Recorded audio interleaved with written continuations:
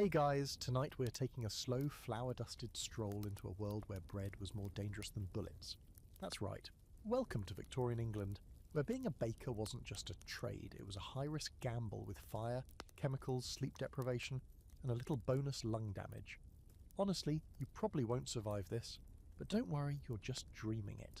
So before you get comfortable, take a moment to like the video and subscribe, but only if you genuinely enjoy what I do here. And tell me, what city are you listening from? And what time is it for you right now? Now, dim the lights, maybe turn on a fan for that soft background hum, and let's ease into tonight's journey together. You're standing in a cramped, soot-streaked shop, ankle-deep in flour dust, the ceiling low enough to make you stoop. Your shirt sticks to your back with sweat, and you're already thinking about sleep, even though the sun hasn't fully set. The warm stench of yeast, scorched bread crust, and something vaguely chalky fills your nostrils. There's a loaf cooling on the counter, round, rustic, oddly pale, and if you're lucky, it might not kill you. See, in Victorian England, your local baker wasn't just a guy covered in flour singing about pies. He was more like a casual poisoner. Not on purpose, usually. It just came with the job. Bread was the staple of every meal for the working class. It had to be cheap, filling, and last at least a day or two. But when wheat prices shot up or supply chains failed, and they did, often, bakers didn't just raise prices. No, they got creative. That's where your loaf's weird chalkiness comes in. What you're actually tasting is alum, a chemical compound used to whiten the bread and preserve it a bit longer. Sounds fancy, right?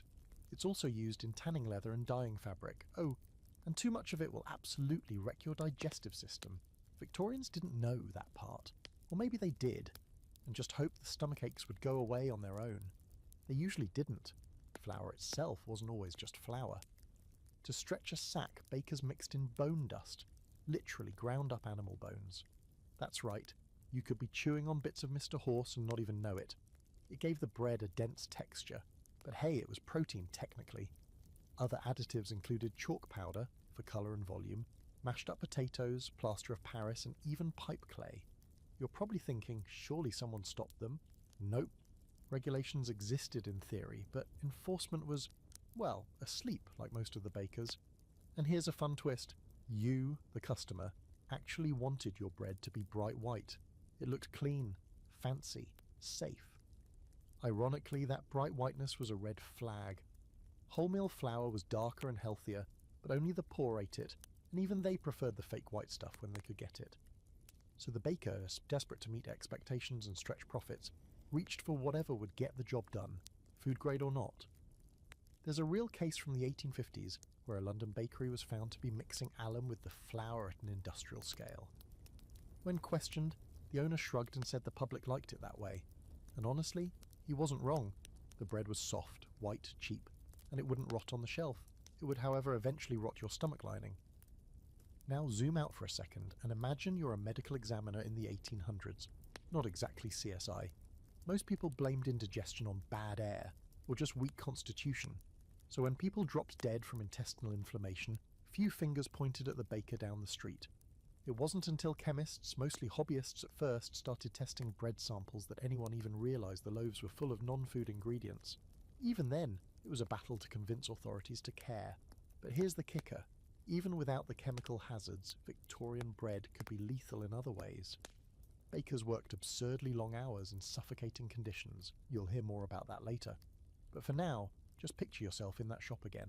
Hands raw from kneading dough, lungs heavy from flour dust, the heat of the brick oven blasting your face and your only break being a slice of yesterday's bread and maybe a tin of weak tea. And then there's the floor. Don't look at it too closely. Beneath the flour coating, it's just grime. Cracked stone, maybe wood if you're lucky, soaked through with spilled milk, yeast sludge, rat droppings, and the occasional cockroach carcass. Not that you have time to clean. You're behind on your orders, the gentry want their loaves by morning, and the neighbourhood kids are already banging on the back door asking for scraps. Let's not forget the fringe fact of the night. Some bakers believed that singing to the dough helped it rise. Whether from superstition or just sheer boredom, you'd hear tuneless humming drifting out of bakeries in the dead of night, mingling with the clunk of pans and the hissing of steam. Imagine being deliriously tired and trying to harmonise with sourdough. Now for the scholars, because yes, even this has debates. One long-standing historical argument revolves around just how much adulteration was happening. Some historians argue that the problem was wildly exaggerated by newspapers trying to stir moral panic. Others, using chemical analyses of uneaten Victorian bread, yes, there's museum bread, insist the adulteration was not only real, but widespread and deadly. Either way, the fact that it's even up for debate tells you how blurry the lines were between nourishment and poison. So when you think about Victorian bakers, don't picture a cheery old man with a white hat. Picture a soot-covered, sleep-deprived worker elbow-deep in a sack of suspect flour, adding just a pinch more chalk to please the crowd. Because in this era, bread wasn't just food. It was survival. Barely. You're back in the bakery now, same haze of flour, same cloying scent of yeast and soot. Only now you're watching the sack of flour being poured out onto the rough wooden table. Except, this isn't just flour. The sack is labelled, yes, but the contents don't quite match what you expect. It pours too lightly. There's an odd grey tint. And if you dip your fingers in, the texture's wrong too. Because surprise, this flour has been extended, as they called it, with a generous scoop of plaster dust and a dash of chalk. Maybe even a little alum if the baker was feeling fancy. In the Victorian world, the most boring everyday substances were casually dangerous. Flour, something you probably have in your cupboard right now, wasn't just a baking ingredient, it was a battlefield. And the war was all about money. The cost of wheat rose and fell wildly through the 1800s, often thanks to failed harvests, bad weather, poor transportation, and political mismanagement. That meant pure flour could become expensive, too expensive for the lower classes to afford.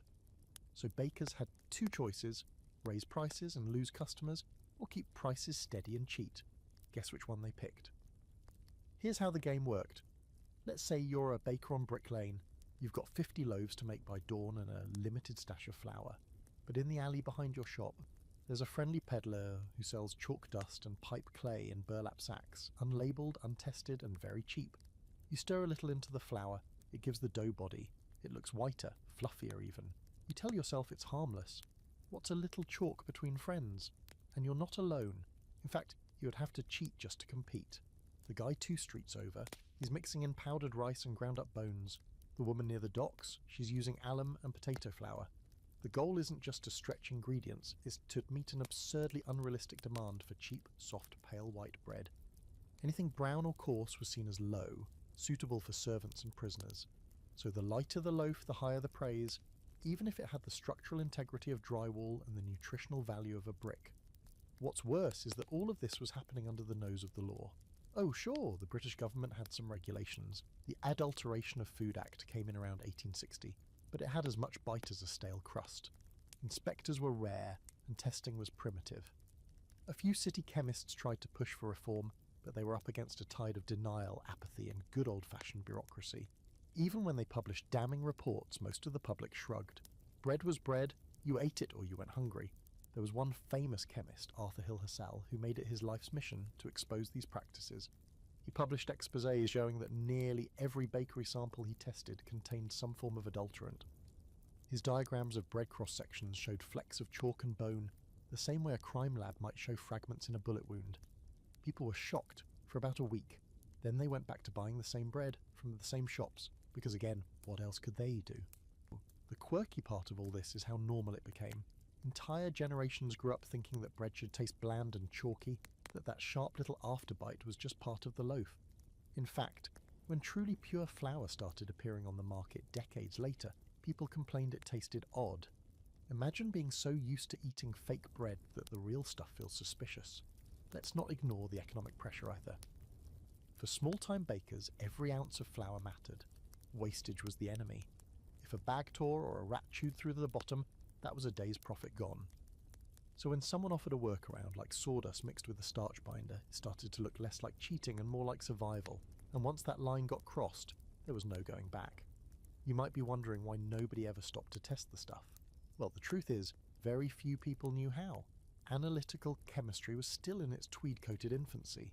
The average baker didn't own a microscope or know what pH meant. And besides, the people most likely to suffer from adulterated bread, the working poor, had no voice, no influence, and certainly no chemists on retainer. Now imagine eating this bread every day, every meal, morning, noon and night. Maybe toasted on a coal stove, maybe dipped in watery broth.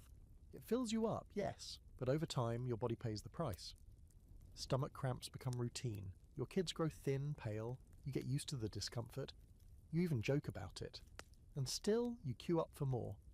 Because no matter how bad the bread is, it's still the cheapest thing on the shelf. And if you were wealthy, different story. You'd buy your loaves from an upscale patisserie where the flour was imported, carefully sifted and largely unadulterated. But most people weren't wealthy. Most people lived near the flour mills, where the air itself was thick with particles and the bread wasn't much better. Which brings us to tonight's scholarly squabble. Did the government really not know? Some historians argue that high-level officials were perfectly aware of what was happening in the bakeries. They just didn't care, or worse, considered it a necessary evil. Others claim ignorance. The records are vague. Some point to letters and reports that were conveniently filed away, never acted on. So even now, historians debate whether the bread scandal was willful negligence or bureaucratic collapse. Here's your fringe fact.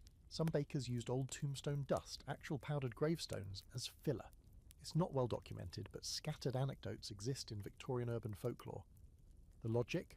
Groundstone is just calcium carbonate, and calcium is good for you. Right?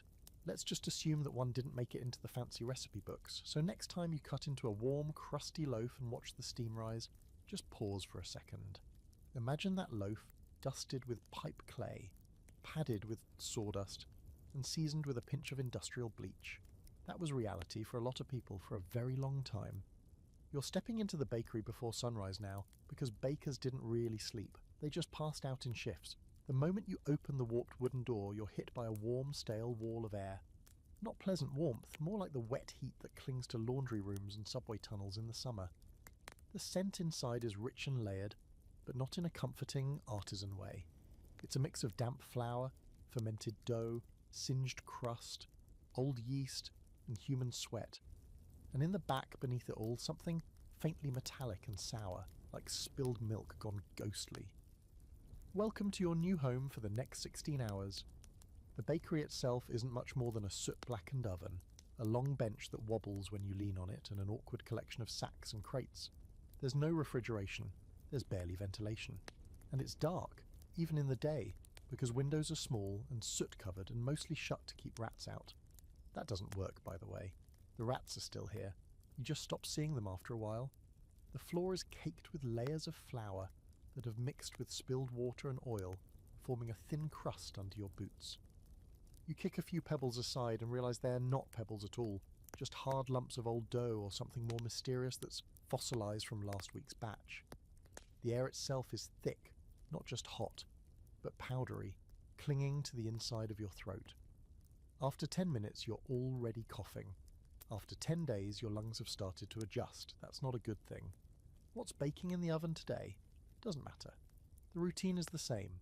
Measure, mix, knead, repeat. You've got one big trough where everything gets dumped, flour, adulterated of course, water, yeast, maybe a mystery additive or two, and then the kneading starts. No stand mixers here, just hands and arms pressing and folding and working until your wrists go numb. You wipe your face with your sleeve, which is already coated in sticky dough. There's no such thing as clean in this place. And that smell. Let's really sit with that for a moment. The fermented dough gives off this sour tang that clings to the back of your tongue. When the loaves finally start baking, the crust adds a comforting note, but it's not enough to cancel out the musty odour of damp burlap, burning crumbs, and body odour. In the winter, your sweat turns cold and makes your shirt stick. In the summer, it just drips onto the dough. Try not to think about that.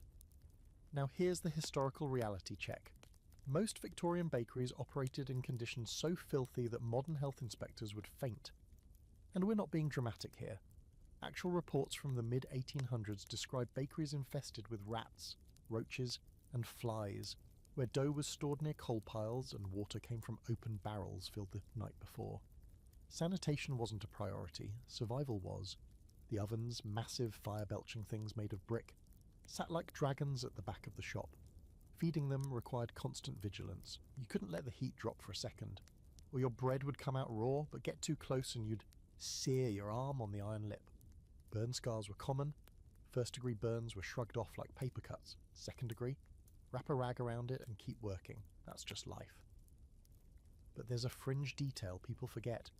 Most of these bakeries doubled as sleeping quarters. Not just for the owner, but for the apprentice boys too. A sack in the corner, or maybe a rough blanket by the oven if you wanted warmth. So now you've got humans eating, working and sleeping all in the same airless, flour-choked space. You can imagine what that does to your lungs over time. Speaking of lungs, here's your occupational hazard of the day. Baker's asthma, a lovely condition caused by long-term inhalation of flour dust. It's not the sexy, dramatic kind of illness. It's slow, wheezy and chronic. You'd wake up coughing in the middle of the night, sometimes wheezing so hard you couldn't finish a sentence. And of course you couldn't stop working. Who else was going to make the loaves? Some bakers tried to fix the air problem by cracking a window or dousing the flour before scooping it. Others stuffed cloth in their mouths like makeshift masks. Didn't help much. In fact, the moisture from your breath just made the flour clump inside the rag and choke you faster. There was no winning. If the oven didn't cook you, the flour would slowly strangle you. And yet bizarrely, the bakery was considered one of the cleaner trades. Compared to the tannery or the slaughterhouse, this was a respectable place. You were feeding people, you were working indoors, the walls were lined with bread, not blood. Still, it's hard to feel proud of your work when every breath hurts and the dough under your nails has started to grow its own colony. Now let's pause for a scholarly squabble. Historians can't agree on whether bakery conditions were universally terrible. Some point to nicer shops in upper-class neighbourhoods, places with tiled floors and decent ovens where the air wasn't so thick you could chew it. Others argue those were rare exceptions and that for that average baker in an industrial city, filth and danger were part of the uniform. The truth probably lies somewhere in the middle, but good luck finding a primary source that describes their workplace without the writer gagging halfway through. And for tonight's quirky fact, there were actual urban legends about haunted ovens, no joke. Some bakers swore that their ovens had moods, or that if you insulted the oven, it would ruin your batch. One tale from northern England tells of an oven that made perfect bread only when sung to, and scorched every loaf after the baker's apprentice cursed at it. Superstition or smoke inhalation induced hallucination? You decide.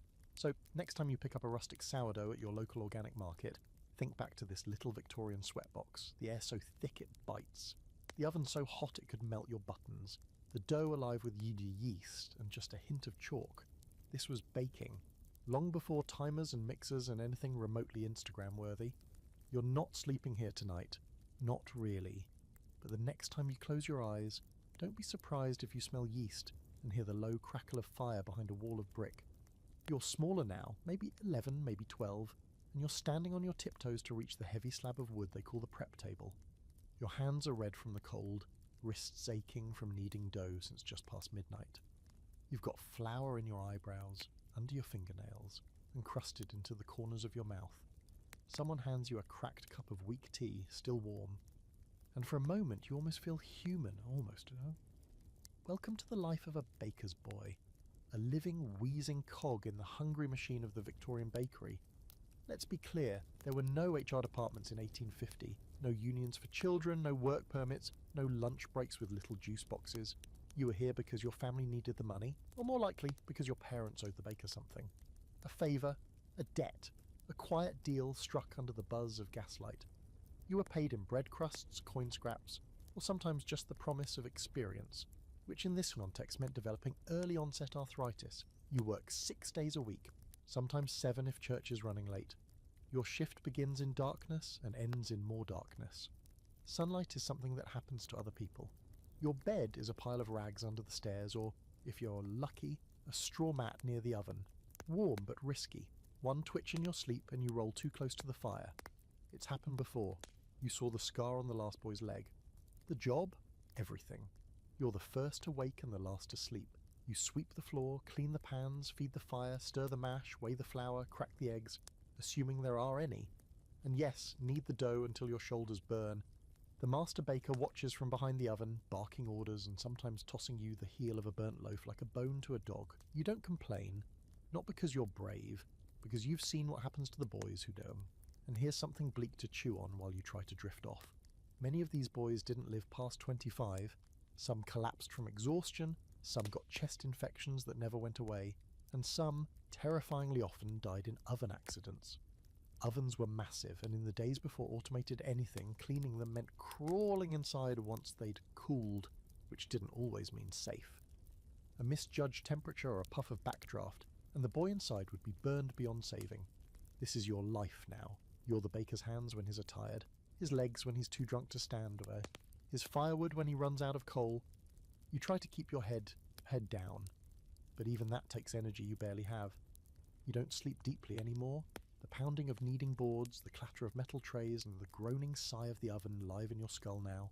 Even in your dreams, you're still rolling dough. Here's tonight's weird but true fringe fact. Some bakers' boys were so malnourished and sleep-deprived that they slept while standing up, pressed against the warmth of the oven walls like cats against a radiator. And yes, sometimes they fell. A cracked skull on the stone floor, and that was it. Someone would curse, haul the body out of the way, and call in the next boy from down the street. There were always more boys, and yet in a strange, aching way, there was camaraderie.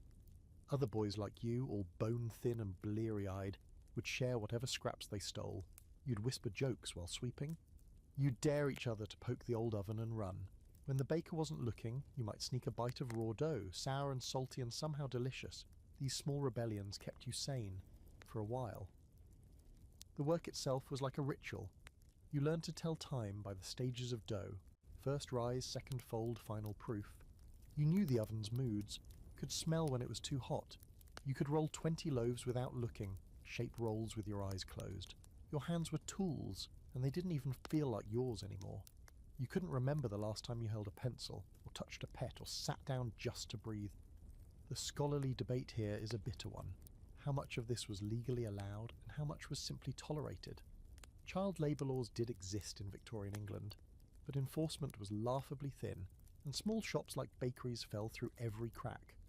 Some historians argue that these boys weren't technically employees, but live-in apprentices, a title that allowed all manner of abuses to pass as training.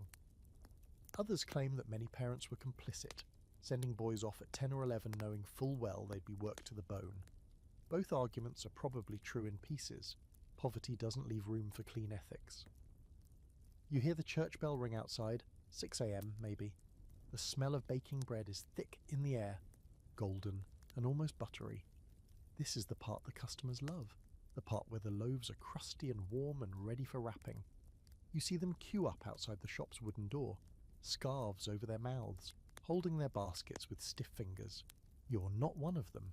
You're behind the curtain, behind the counter, behind the dream of what bread is supposed to be.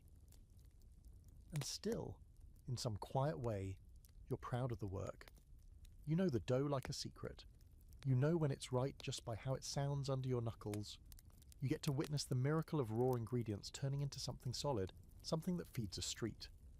Even if you're not truly alive right now, your bread is. So tonight, as your limbs go heavy and your thoughts start to drift, imagine that warmth on your back, the scent of crust in your nose, the rhythm of kneading still echoing in your arms. You're the baker's boy, overworked, forgotten, covered in flour, and somehow still standing. The oven is alive. That's how it feels, at least, standing in front of it with the fire roaring like some ancient beast in the wall. Its breath is hot, blasting your face every time you open the iron door. The bricks glow faintly, pulsing with heat, and the shadows on the ceiling tremble as though the whole place might collapse. You reach for the wooden peel, that long-handled paddle, and slide a loaf into the belly of the fire. If you're not careful, if your sleeve brushes too close or your hand slips, your dinner instead. Victorian ovens weren't tidy little boxes with dials. They were cavernous, temperamental chambers built into the structure of the shop itself. Heated by wood, later coal, they took hours to reach the right temperature and had no neat little gauge to check. You had to guess. Was the heat right? You sprinkled flour inside, watched how fast it smoked, or tossed in a piece of paper and timed how quickly it curled. Too hot and your bread came out like blackened bricks. Too cold and it sagged into gummy lumps. Baker's art was half intuition, half survival. And here's the gruesome part. These ovens didn't just cook bread. They cooked people too. Accidents were far too common. A slip while shoving loaves in, a stumble while pulling trays out, and suddenly you were pressed against stone that could sear through skin in seconds. Burns were inevitable. Bakers' forearms were famously covered in scars. long pale lines from where they'd brushed against iron doors, patchy blotches where boiling steam had kissed their skin. First burns you wore like badges, the deeper ones you hid, hoping they wouldn't blister into infection. But every now and then something far worse happened. The baker's boy sent in to scrape ash might faint inside from the lingering heat. Without proper ventilation, ovens could trap carbon monoxide, silent, invisible, deadly. You'd think the oven was cool enough, crawl in with your broom and never crawl out. There are chilling accounts of boys pulled out limp and lifeless, faces soot-streaked, hair singed, eyes never opening again. The oven had claimed them. It wasn't just the heat or the gases, it was the explosions too. Imagine damp dough meeting searing brick, steam building up behind a closed iron door. If the baker misjudged and sealed it too tight, the oven could belch with terrifying force, hurling loaves, ash and fire out into the shop. Whole bakeries burned this way, wiped out in a single puff of angry flame. Fire brigades existed, but the response was slow, and water buckets didn't stand much chance against a full inferno. Still, you had no choice but to make peace with the monster. You learned to read its moods.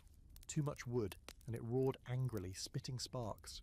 Too little, and the flames sulked low, threatening your night's batch. Some bakers swore their ovens had personalities. Temperamental one week, forgiving the next. Superstition crept in. Don't whistle near the oven, or it'll scorch your loaves. Don't curse at it, or it'll crack the crust. Whisper to it, hum to it, treat it with respect.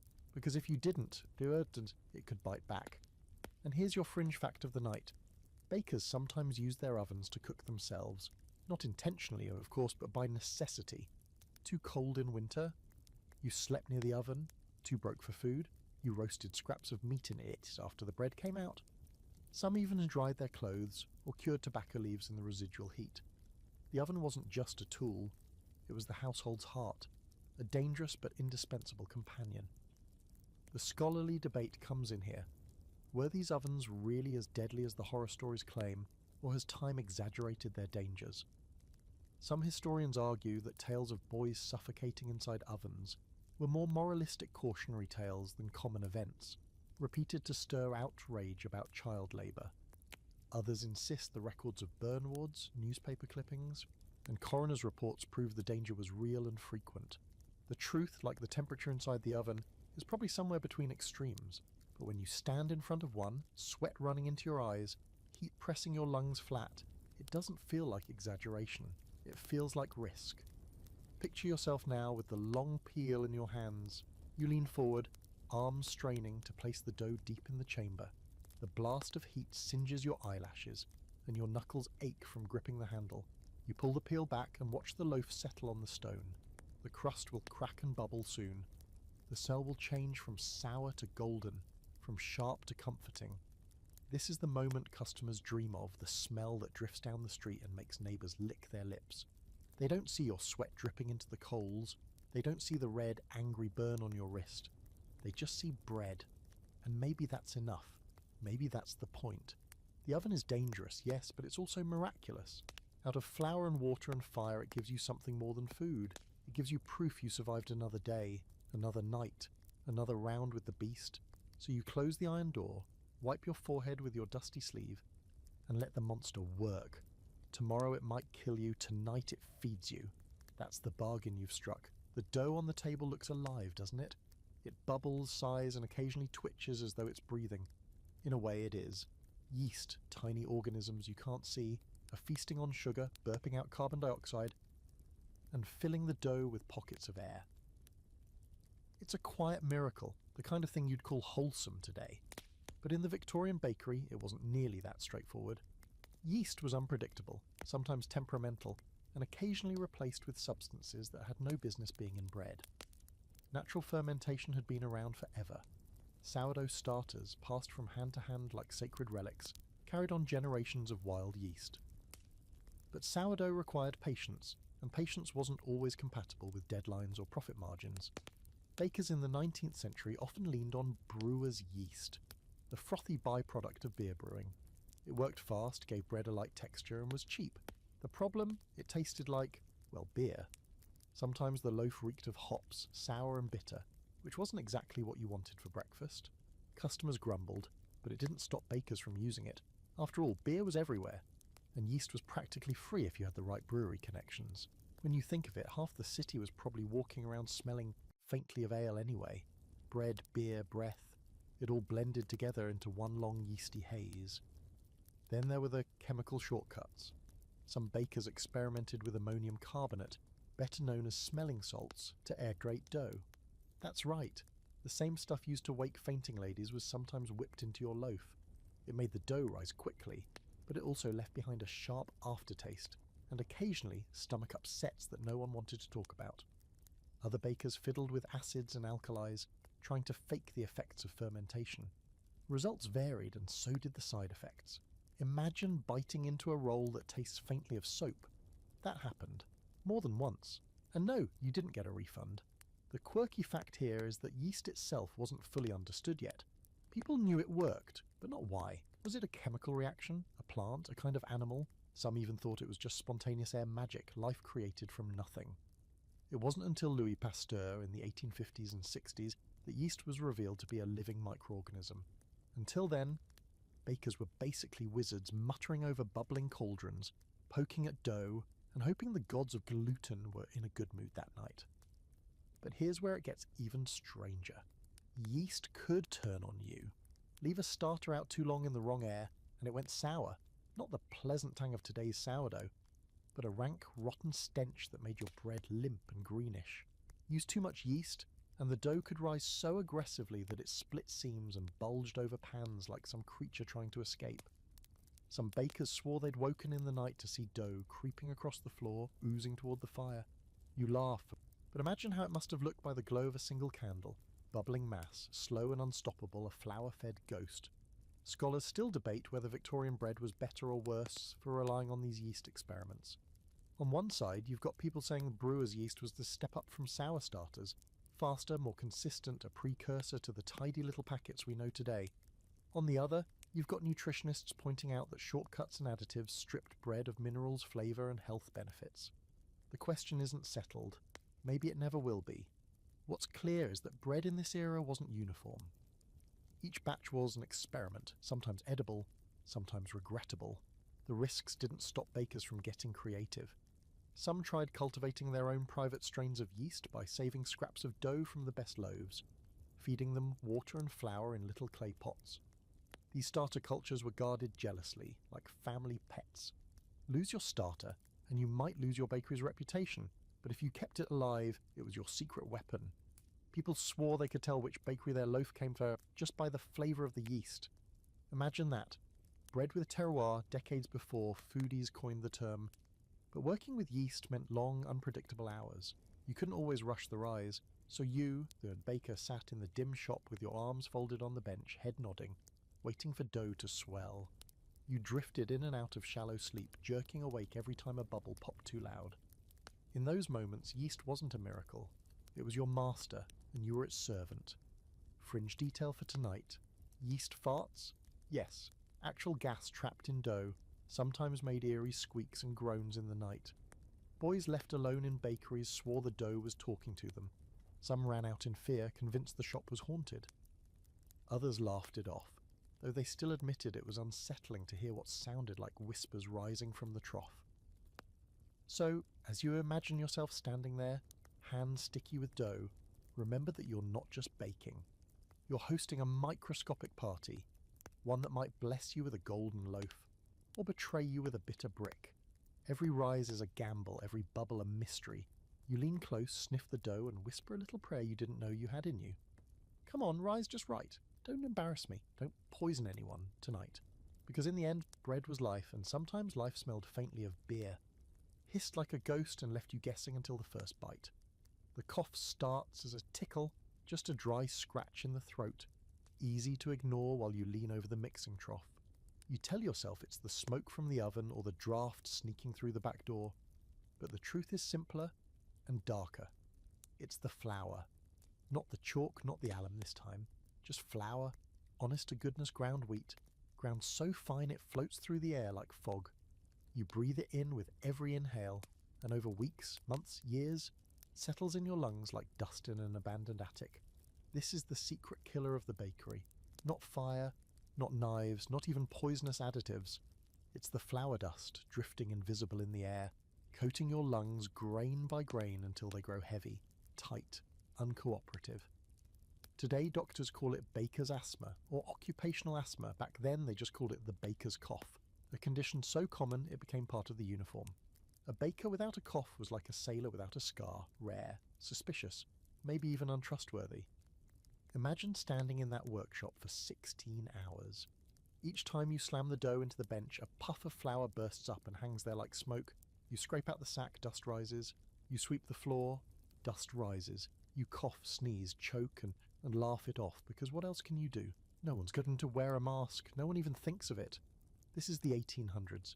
The idea that air itself could hurt you isn't mainstream yet. But your body knows.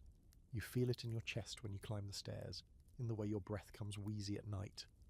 You don't tell anyone, but of course, work is scarce, and if you can't knead, you can't eat.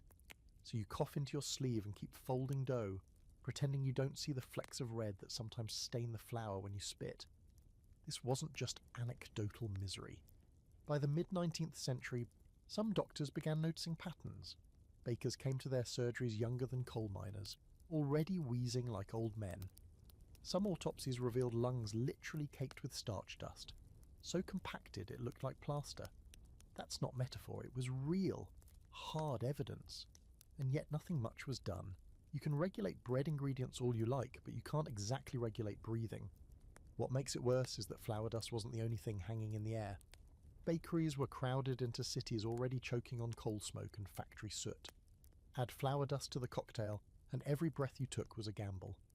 The irony is almost cruel. Bakers were surrounded by the stuff that fed life, and it was killing them quietly all along. Here's tonight's quirky fringe fact. Some bakers believed chewing raw dough helped with the cough. They thought the sticky lump would absorb the flour in their throats and lungs, clearing the passages. Spoiler, it didn't. At best, it glued their mouths shut for a while. At worst, it gave them stomach cramps on top of everything else. Still, when you're desperate, superstition looks a lot like medicine. Scholars argue about the scale of the problem. Was baker's asthma universal, or did it depend on the bakery's size and ventilation? Some claim smaller rural shops weren't as deadly, that open doors and thinner dust clouds gave workers a fighting chance. Others argue the condition was so widespread that nearly every long-term baker suffered from it, no matter where they worked. The truth, as always, probably lies in the grey haze between. Now picture yourself late at night sweeping flour into piles with a broom made of twigs. The dust rises again, sparkles in the candlelight, floats toward you. You try holding your breath, but your lungs burn and you can't stop yourself from gasping. The cough tears through you, harsh and rattling, and the boys nearby laugh. Everyone sounds the same, hollow, ragged, as though you're all secretly 80 years old. No one laughs for long. Their coughing starts soon enough too. And what does the master baker say? Nothing. He's coughing just as hard as you are. His chest rattles when he bends over, his face flushed red with every breath. You realise it doesn't matter how long you work here. Everyone ends up sounding the same. This isn't just the sound of illness, it's the sound of the trade itself. The worst part comes in the morning. You wake on your ragged mat, chest heavy, mouth coated in a chalky film of dust. For a moment you can't draw air at all. Panic surges through you until finally your lungs unlock with a hacking fit. You wipe your lips, taste flour and copper, and drag yourself back to the bench. The bread won't wait. The city won't wait. There's no cure in this world, no relief, just work until you can't anymore. Then fade into the chorus of forgotten wheezes that haunt every bakery street. The air is hotter tonight, heavier, pressing down on you like a damp blanket. You're standing by the oven, sweat dripping from your brow, when suddenly there's a strange sound, low at first, like a kettle humming. You frown, tilt your head and then, boom! The oven belches out a violent puff of fire and ash, tossing half-baked loaves across the room. Sparks land on the wooden floor, the sack of flour in the corner trembles with the shock, and for a few heart-stopping seconds the whole bakery feels like it's about to go up in flames. That's the thing about Victorian bakeries, they burn down with unnerving regularity. Fire wasn't a rare accident, it was an occupational certainty. The combination of open flames, fine flour dust, wooden beams and exhausted workers was basically the 19th century version of a Molotov cocktail. If your bakery didn't eventually catch fire, you were either unusually lucky or unusually paranoid. Let's talk flour dust again, but this time as fuel. Here's a fact that feels like it belongs in a chemistry class. Flour dust is explosive, extremely so. Fine particles suspended in the air create a combustible cloud, and all it takes is one spark to set it off. A dropped lantern, a sudden flare from the oven, even static from a wool sleeve, boom. Whole mills and bakeries vanished in seconds. Reports from the time describe flashes like cannon fire, and roofs lifting off as though by divine hand. Divine hand, sure. If you count physics as divine. Now, imagine you're in the middle of kneading, flour still hanging in the air from the last sack you tore open. You hear a pop, then a roar. The fire spreads faster than your mind can catch up. Flames lick the rafters, the walls, the flour itself. You drop everything, run for the street, lungs seared by smoke while the neighbours gather with buckets, against an inferno. You already know how this ends. And it did, over and over. Newspapers carried little blurbs. Bakery destroyed in sudden fire. The public barely blinked. After all, bakeries weren't just common, they were disposable. A new one would spring up within weeks. For the workers, though, the fire didn't just take the shop, it took your home, your bedroll, your scraps of pay, sometimes it even took your life. Not that the obituary would mention it, just another unfortunate accident in trade. Here's a fringe fact for you. There are accounts of bakers deliberately setting fire to their shops. Insurance fraud before insurance was even properly standardised. A failed bakery drowning in debt might mysteriously go up in flames one night, and the owner would shrug, pocket sympathy donations, and quietly move on. Investigators weren't exactly CSI material. If the neighbours swore they saw sparks or heard a crackle, well, ovens were dangerous, case closed. The scholarly debate here is about how much people knew about flour's explosive nature. Did bakers understand the risks and simply accept them, or did they stumble blindly into disaster? Some argue the science was clear by the mid-19th century. Chemists knew flour dust was volatile, and some even published warnings. Others suggest the information didn't trickle down to everyday bakers, who kept thinking fire was just bad luck. Even now, historians can't fully agree. But given how often fires happened, you have to wonder, how much bad luck can you excuse before it starts to look like negligence? Picture yourself now, standing outside your bakery as smoke coils into the night sky. The wooden beams groan and collapse inward with a shower of sparks. The air is thick with the smell of scorched bread, sweet and bitter all at once like some grotesque feast. Neighbours murmur, children cry, the baker curses under his breath. You feel the heat on your face even from the street, the fire reflecting in every pair of tired eyes.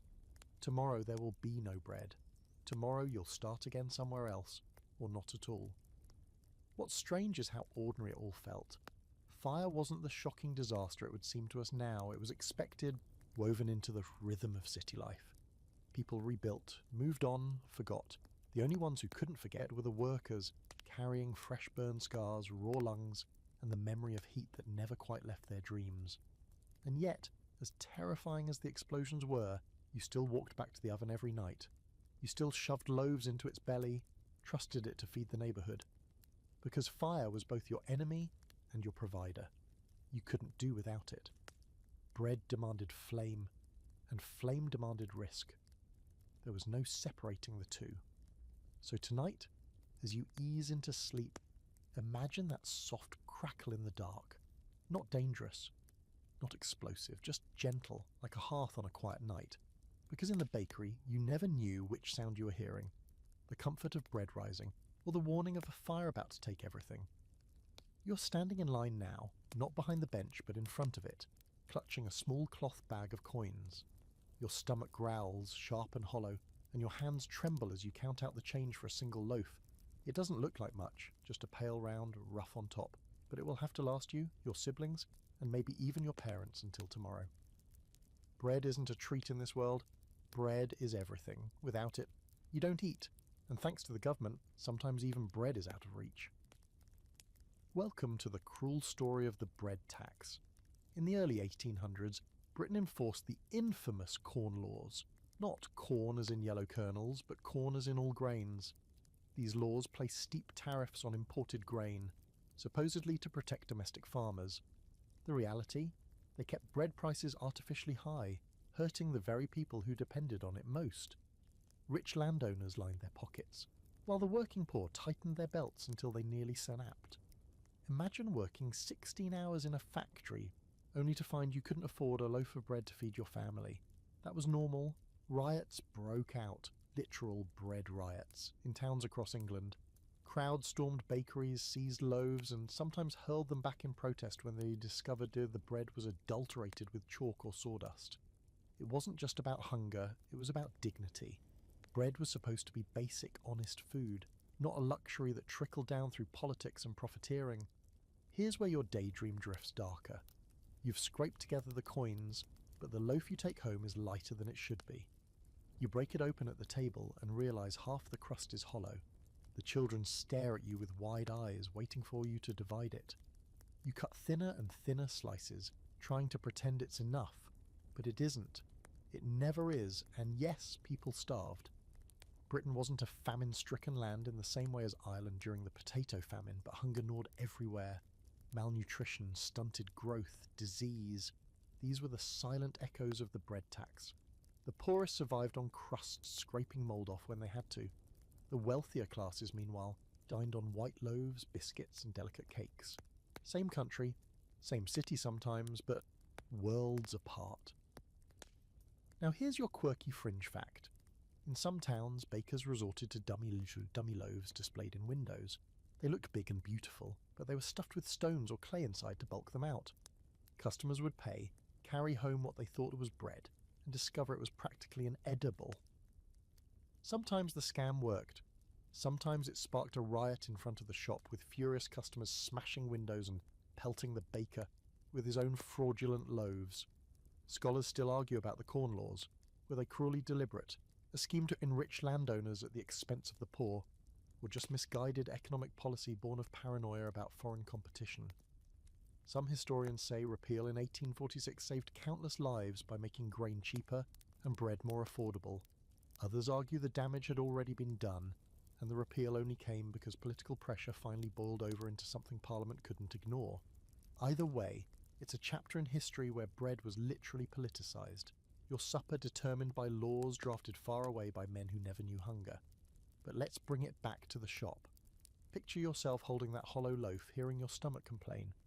The baker shrugs if you try to protest. He has his own taxes to pay, his own corners to cut. Maybe he even mutters something about how lucky you are to have bread at all. And you nod, because what else can you do? Complain too loudly and he refuses to serve you next time. Go without to bread, and your family suffers. The smell of freshly baked loaves drifts around you, maddening in its comfort. Neighbours chatter in the queue, speculating about tomorrow's prices, whispering about rumours of grain shipments or shortages. Everyone is tense because everyone knows one bad harvest, one political decision, can send the price sky high again. Bread isn't just food, it's a currency, a weapon, a barometer of survival.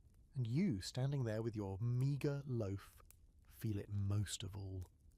You know that each bite is both a relief and a reminder of how precarious life is. One coin less, one sack of grain delayed, and you'd be empty-handed. So you chew slowly, quietly, as though stretching each mouthful into something more than it is. Bread fills your belly, but it doesn't fill the gap. That's the cruel trick of this era. You survive, but you never feel full. The bakery bell clangs in the street, and suddenly everyone is gossiping. Not about the taste of the bread, no one expects it to taste good anymore, but about the latest scandal printed in the papers. A reporter, brave or bored enough to dig into the flour sacks, has published yet another expose. The bread in half the city isn't bread at all, but a chemistry experiment gone wrong. People gather at corners, passing the newspaper hand to hand, whispering as though it's forbidden knowledge. You stand nearby, loaf in your arm, listening to the words tumble out: chalk, alum, bone dust, plaster. The crowd shakes their heads, mutters about poison. Then just as quickly they shrug and go back to chewing. Because what else can they do? The bread adulteration scandals were the talk of mid-19th century London and beyond. A chemist like Arthur Hill Hassall might analyse a loaf, find enough non-wheat material to patch a wall and publish the results.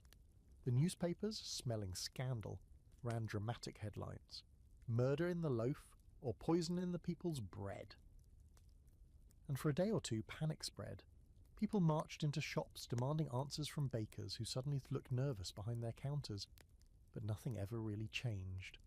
The government huffed and puffed about reforms, inspectors wagged their fingers, and within weeks the loaves went right back to being chalky bricks of slow poison.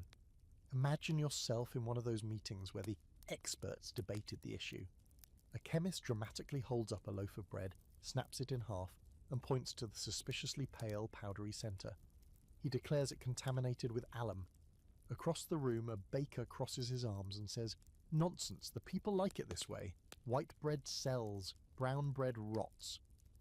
Politicians sipping tea murmur about the working class and cost efficiency, and then everyone goes home for dinner. With bread. White, adulterated bread. The strange thing is, some of the additives weren't even technically illegal.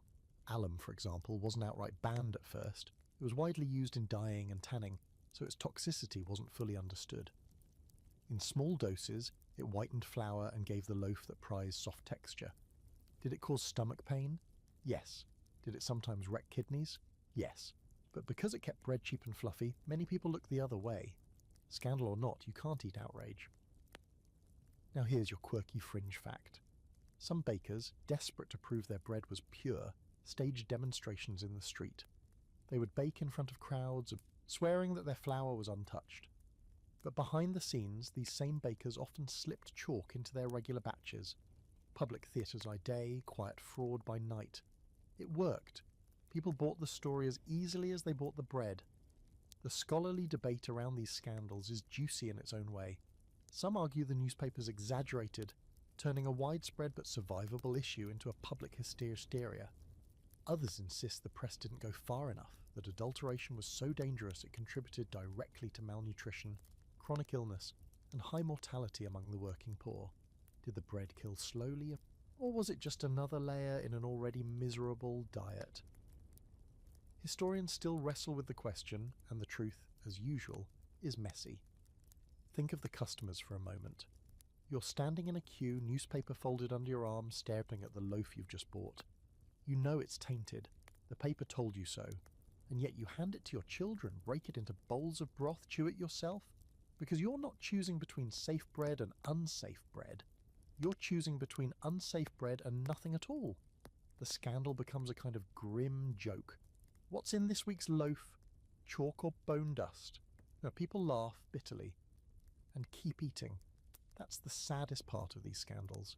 Not that the truth came out, but that the truth didn't matter. Adulteration was too embedded, too profitable, too normalised to stop. A few bakers were fined, a handful of shops were shut down, but thousands more carried on, unbothered. The headlines faded, the public's anger dulled, and the next morning the same smell of bread drifted through the streets, drawing everyone back like moths to a flame. Picture yourself again, loaf in hand, newsprint smudged on your fingers. You look at the crust, pale and cracked, and wonder what you're really biting into. You think about the chemists, the politicians, the protests. You think about the cough in your chest, the ache in your gut. Then you take a bite anyway, because hunger beats fear every time.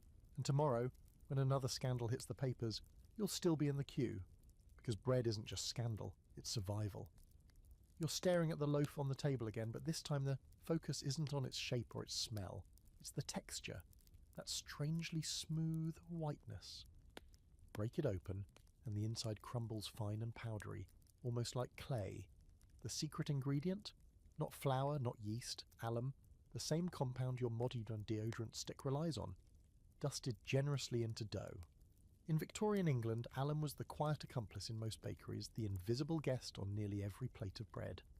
Alum had an appeal that made bakers swoon. It kept flour looking brilliantly white, tightened up sloppy dough, and made loaves seem denser without actually requiring more wheat. A win for appearances, a win for profits, and, in theory, a win for customers who prized pale bread over coarse brown. But alum wasn't meant to be food. It was an industrial chemical, more at home in dye vats and leather workshops than in your breakfast roll. Over time it damaged stomach linings, interfered with digestion, and weakened bodies already teetering on the edge of malnutrition. Imagine eating bread day after day that secretly acted like sandpaper inside you. You wouldn't notice at first. A little stomach pain perhaps, dismissed as nerves or weak constitution. But weeks turned to months, and suddenly you couldn't shake the cramps, couldn't keep weight on, couldn't muster the energy you used to. And still you ate. Because what else was there? bread was life, even if it was killing you slowly. Here's a quirky detail. Alum wasn't alone. Bakers experimented with all sorts of additives. Copper sulfate, for instance, gave bread a dazzling whiteness and crisp crust. The catch? It's also poisonous enough to ruin your day, and possibly your week, if you survived. One story tells of loaves turning faintly blue-green under the influence of copper, looking almost festive.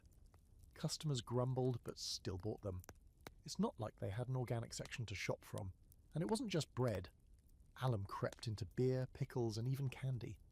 Victorian diets, already thin on nutrients, were quietly laced with a pharmacy of chemicals. The real irony? The wealthier classes, who demanded the whitest bread of all, consumed the most alum. The poor, often stuck with browner, coarser loaves, sometimes avoided the worst of the poison simply by accident. Scholars debate how aware people really were. Did the public truly not know what alum did to the body, or did they just pretend not to? Some argue that awareness spread quickly through newspaper exposés, and that anyone with half a brain suspected their bread was adulterated. Others say the knowledge was too technical, too hidden in chemistry jargon for most people to grasp. Perhaps people knew something was wrong but couldn't afford to care. After all, bread wasn't optional.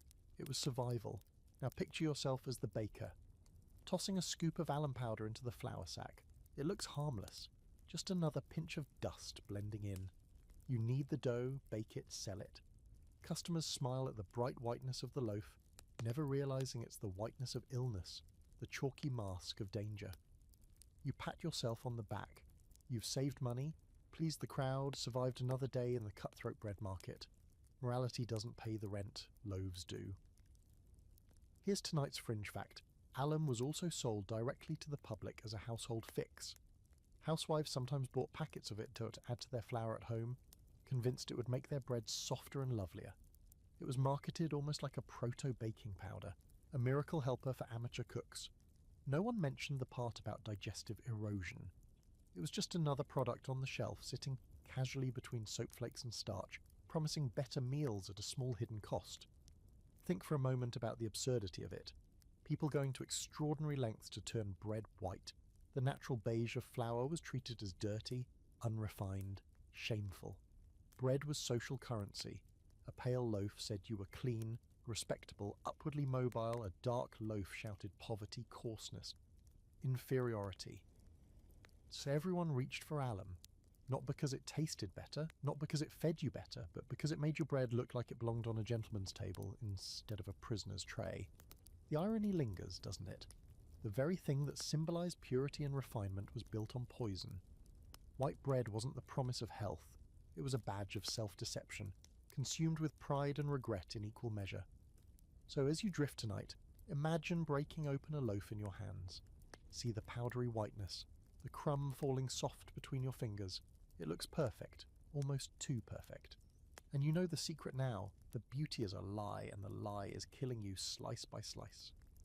The shop door creaks open, and in strides a man with a scowl deeper than the oven soot. He's not here for bread, he's here for justice, or at least a refund. He slams a loaf down on the counter, the crust breaking into pale crumbs. "Look at it!" he growls. "It's chalk. I paid for bread, not plaster." The baker stiffens, wipes his hands on his apron, and begins the tired dance of denial. But in the Victorian world, suspicion was spreading, and every so often customers were bold enough to challenge the loaf itself. Suing your baker wasn't easy. First, you needed proof. Proof didn't mean the bellyache that followed or the faint taste of soap in the crumb. Proof meant chemistry, microscopes, reagents, test tubes. And unless you had a friendly doctor or chemist nearby, good luck convincing a magistrate that your bread was more wool putty than food. Most complaints fizzled out in arguments, sometimes with customers storming off, sometimes with fists flying, and only rarely with anything resembling justice. There were a few famous cases. In one, a London baker was dragged into court after multiple families complained of stomach illness traced back to his loaves. The chemist's analysis confirmed alum and chalk. The judge scolded the baker sternly, slapped him with a fine, and sent him home. The bakery reopened the next week, business as usual. Another case in Manchester saw a baker accused of bulking his bread with mashed potatoes and plaster dust. He insisted it was tradition. "My father did it, my grandfather did it," he said proudly. The court, baffled, let him off with a warning. And here's your quirky fringe fact. Some bakers actually sued customers for slander when accused of adulteration. Imagine being hauled into court not as the victim of bad bread, but as the villain who dared to insult a baker's honour. A few bakers won those suits too. Reputation mattered, and if you couldn't win with clean bread, you might win with a clever lawyer. The scholarly debate here revolves around how widespread these legal disputes really were. Some historians argue they were rare, little sparks of resistance drowned out by the daily grind of hunger. Others suggest the court cases were just the visible tip of a much larger iceberg, with countless smaller complaints and confrontations never making it to official records. The truth likely leans toward the latter. Most people couldn't afford the time or money to chase their baker into court no matter how chalky the loaf. Imagine being the customer again. You break open your loaf at home and see the strange grey flecks inside. Your stomach twists before you even take a bite. You feel cheated, angry, but what's the alternative? Go hungry? Spend more at a rival shop that's probably doing the same thing? You stew in frustration, and maybe, if your anger outweighs your hunger, you storm into the bakery the next morning. The baker denies everything. His assistant laughs at you, and you leave, humiliated, still clutching the same tainted bread. But not everyone walked away quietly. Sometimes tempers boiled into violence. There are stories of mobs storming shops, smashing windows, hurling loaves into the street like stones. The baker might be dragged out, roughed up, forced to swear he'd bake clean bread next time. The following week, the shelves look the same as always, chalky, pale, and cheap. What's most haunting is how normalised it all became. People joked about it. Don't lean too close, or the bread will crumble into dust. But behind the humour was resignation. Everyone knew their bread was compromised. Everyone suspected they were being cheated. And yet the cycle rolled on because the alternative, starvation, was worse. Here's another odd fact. Sometimes bread was tested in taverns, of all places. Local experts would drop the pieces into water or vinegar, watching how they dissolved, proclaiming loudly whether alum was present. These makeshift science shows entertained the crowd, but rarely led to anything serious. The baker could always shrug and say the test was faulty. Who were you going to believe? A half-drunk tavern patron, or the man who baked half the neighbourhood's food? Picture yourself in that crowd, watching the loaf dissolve in a cloudy glass. People jeer, laugh, mutter. Some shake their heads and vow never to buy from that shop again. But the next morning they're back in the same queue, coins ready, because the stomach can't argue with principles for long. So the lawsuits, the riots, the tavern tests, all of it was more performance than solution. Bread remained the same, pale, doctored and necessary. And the baker, dusting his hands behind the counter, knew it. He knew he could keep adding chalk and alum, because even the loudest protester would be back tomorrow, empty-bellied and desperater. That's the cruel truth of Victorian bread. You could fight it, spit it out, even sue for it, but in the end you still ate it. Because hunger, more than law or justice, always won. It's Monday morning and the bakery is already rank. You shuffle inside, rubbing your eyes after another sleepless night, and the first thing that greets you isn't the oven glow or the chatter of the boys. It's the sour, unmistakable stench of mould. Not fresh mould either. The kind that's been creeping quietly across the surface of old dough for days, weaving green fuzz into every corner of the trough. The smell hangs heavy in the air, damp and fungal, prickling the back of your throat. Welcome to Mouldy Dough. Monday, the unofficial start to the work week in far too many Victorian bakeries. Here's the problem: storage. In an age before refrigeration, before proper airtight bins, dough and flour sat in open barrels or wooden troughs. Rats scurried across the tops at night, nibbling and scattering crumbs. Moisture seeped in through cracks in the walls. Add to that the endless heat from the oven, and you had a perfect recipe of a rot. By the time Monday rolled around, the dough left from Saturday had bloomed into a miniature ecosystem. Green, black, even orange patches spreading across its sagging surface like sickly constellations. And no, they didn't always throw it out. Waste was unthinkable. Flour was expensive, bread margins thin. So the baker scraped off the worst of the fuzz, kneaded the rest back in with a shrug, and convinced himself the oven's heat would kill the badness. Customers wouldn't notice, he reasoned. At least not until they woke up the next morning with stomach cramps and fevers. But by then, who would connect it back to a loaf of bread? Here's your quirky fringe fact. Mouldy dough wasn't just tolerated, it was sometimes encouraged. Some bakers claimed a little mould gave the bread character, adding flavour and helping it rise. This wasn't entirely nonsense. Certain moulds do release gases that puff dough, but the result was unpredictable at best and toxic at worst. Your loaf might come out tangy and airy, or foul, crumbly and nauseating. It was a gamble customers didn't know they were taking. And mould wasn't the only intruder. Spoiled milk used to soften dough, rancid fat mixed in to stretch supplies, even sour beer dregs to kickstart fermentation.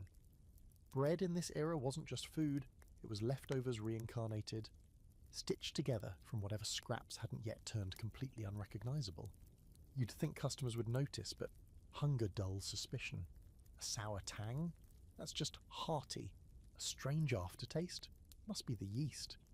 People didn't want to believe their daily loaf was rotting from the inside out. The scholarly debate here is oddly contentious. Were mouldy loaves a true crisis, or just a few bad apples, bad bakers, spoiling the reputation of the trade? Some historians argue that most bakers did their best to avoid mould, knowing reputation was everything. Others point to court records and municipal reports full of complaints about spoiled bread suggesting it was rampant. It's likely both are true depending on where you bought your loaf. In richer districts, fresh bread was the rule. In working-class alleys, mouldy Mondays were the norm. Now picture yourself as the apprentice ordered to scrape the trough clean. You drag your wooden scraper across the sticky mass, wincing as the green patches smear into the dough like watercolour. The baker barks at you to hurry. There are loaves to proof, customers to feed. You bite your lip, gagging on the smell, and fold the corrupted dough back into the batch. Later, when the loaves come out of the oven golden and crisp, no one will guess what lurks inside. The oven hides everything. Customers line up, sniffing the air, their mouths watering. The bread smells fine, even lovely, and they carry their loaves home in baskets, oblivious. A child tugs at his mother's sleeve, begging for a piece, and she breaks off a warm slice, still steaming. He chews happily, crumbs falling down his shirt. The mould doesn't show, the mould doesn't smell anymore, the mould is invisible. And tomorrow, if the boy feels weak, no one will blame the bread. Here's another odd fact. Some bakers reuse dough for weeks at a time. A lump of old dough was kept aside as a kind of starter, folded into fresh flour day after day. In theory, it gave continuity to the loaves. In practice, it was a breeding ground for every mould spore, bacterial colony, and rodent dropping that found its way into the trough. Imagine a living history of contamination, stretched out across dozens of batches. Every loaf carried a little piece of yesterday's rot. As you lean back against the bench, exhausted, you realise there's no escaping it. Mould is part of the bakery's rhythm, as constant as flour dust and oven burns. You stop gagging after a while, you stop noticing. The smell becomes background, the taste becomes normal, and that's the saddest part. Corruption baked so deeply into daily bread that people forgot what pure even meant. So tonight, when you dream of bread, don't picture golden crusts and wholesome slices. Picture a dough that breathes with mould that carries secrets beneath its sheen. Picture yourself breaking a loaf in half, smiling at the steam, unaware of the spores that just joined your supper. That was life in the bakery. That was Mahoam Monday. Step outside the bakery for a breath of fresh air, if you can call it that. The cobbled street is slick with something dark, and the air reeks of rot, fish, coal smoke, and human waste. You tug your collar up over your nose, but it doesn't help much. Just across the lane, an open sewer gurgles lazily, carrying away a thick soup of everything the city doesn't want to think about. Chamber pots dumped from windows, butcher's scraps, horse manure, factory sludge. And right beside it, as though this makes perfect sense, sits your bakery, fire glowing, loaves rising, windows fogged with steam. Bread and sewage side by side. Victorian urban planning wasn't exactly a triumph of public health. Bakeries popped up wherever demand was high, which usually meant crowded working-class neighbourhoods, cheap rent, constant foot traffic, hungry mouths. The fact that these shops often squatted right next to cesspits or refuse heaps didn't matter. After all, customers weren't buying scenery, they were buying loaves. And so they queued outside bakeries where rats darted from drains, where puddles stank of decay, where every breeze carried both the smell of crusty bread and raw sewage at once.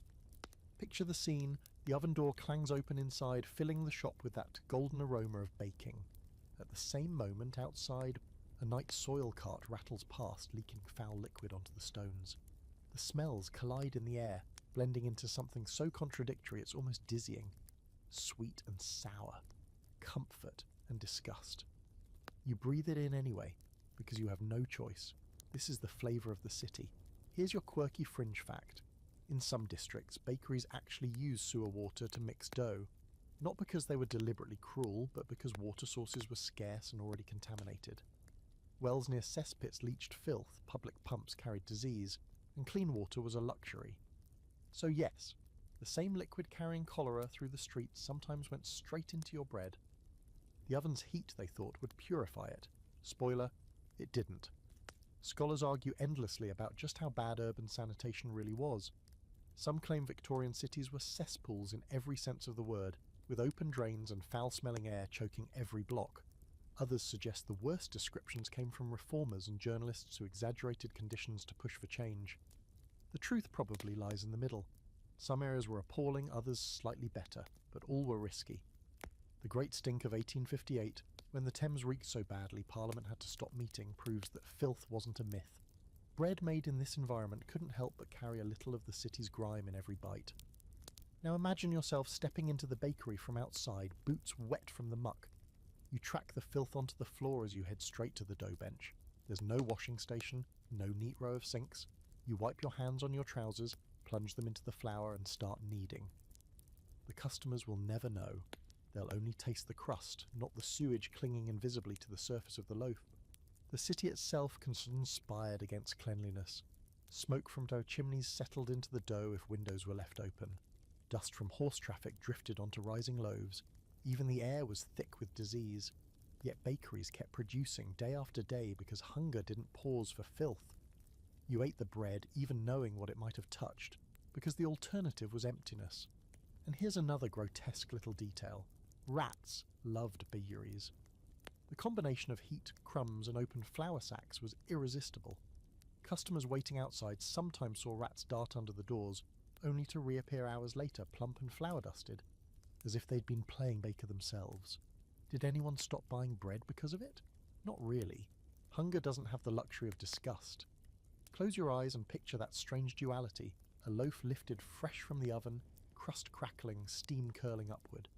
In the background, the sewer burps, a rat splashes in the muck, and the air itself hums with rot. You take a bite anyway. It tastes good, better than it smells, and for a brief moment you can almost forget the filth surrounding you. Almost. Because this was the Victorian reality. Bread and sewage, inseparable companions on the same street. One promised nourishment, the other carried disease, and every day you lived between them, hoping the balance tipped in your favour. The loaf is baked, the crust crackles, and it's time to slice. You reach for the knife, long and gleaming, or at least, once upon a time it was gleaming. Now it's worn from years of sawing through hard crusts and chalky interiors, serrated teeth dulled but biting. You drag it across the loaf and hear that familiar rip. Not a clean slice, but a tearing, almost like cutting fabric. That sound, more than the smell or the taste, is the anthem of the bakery, the bread knife at work. Victorian knives weren't the neat, factory-perfect tools you find in modern kitchens. They were hand-forged, often mismatched, and designed less for elegance than for brute utility. Early bread knives were sometimes just repurposed butcher blades or carpenter's saws. A true serrated edge didn't become common until the late 1800s, when clever inventors realised that bread crust was more like wood than meat. It needed to be sawed, not chopped. Before then, knives were smooth-edged, which meant your loaf ended up flattened under the pressure, slices squashed into lumps rather than neat wedges. But necessity is the mother of invention. Bakers and housewives alike learned tricks. Heating the knife over the fire for a cleaner cut, greasing the blade with fat to keep crumbs from sticking, or simply ripping the loaf apart by hand when patience wore thin. There's a kind of intimacy in that image. Families tearing bread with their fingers, passing chunks around the table, crumbs scattering on worn wooden boards. The knife was useful, but the bread itself was communal. Here's a quirky fringe fact. The serrated bread knife wasn't patented in Britain first. It came from America, where a man named Joseph Burns registered the design in 1893. His bread saw looked exactly like what you'd imagine, basically a carpenter's tool disguised as a kitchen utensil.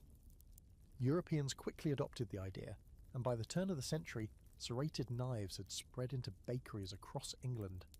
The Victorians, who'd spent decades wrestling with blunt blades and crushed loaves, must have felt as though someone had handed them a miracle. Yet even with knives, accidents were frequent. A tired baker's boy soaring too hard might slip and slice his palm. Bandages were crude, cleanliness was worse, and infections spread fast. Some boys lost fingers, nicked away in the service of bread. Customers, too, weren't safe. Those thick-crusted loaves could resist even sharp knives, forcing households to lean their full weight into every slice. There are accounts of people cutting themselves badly enough to end up with permanent scars, souvenirs from breakfast. Scholarly debates about the bread knife sound almost laughable compared to the life-and-death dramas of adulteration and famine, but they exist. Some historians argue that the invention of the serrated knife actually changed how bread was served, encouraging thinner, more uniform slices that matched the refinement of late Victorian dining.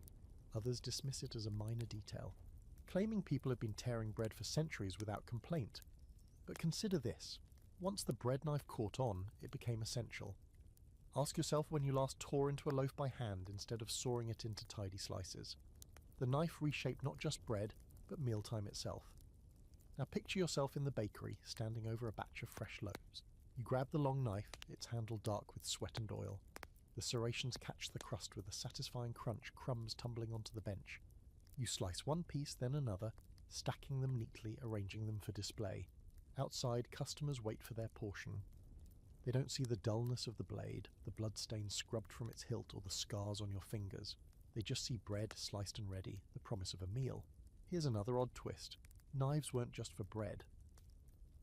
In poorer households, the bread knife doubled as the everything knife: meat, cheese, vegetables, even kindling for the fire.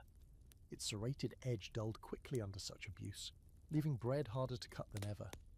But no one had the money for multiple knives, so the bread knife became a jack of all trades, its teeth gnawing through anything that came near. In that sense, it was less a precision tool than a survivor, much like the people who wielded it. The act of cutting bread itself held symbolic weight. Breaking a loaf at the table was a sign of unity, of sharing, of feeding one another. To cut it neatly with a knife was, in a way, a performance of civility.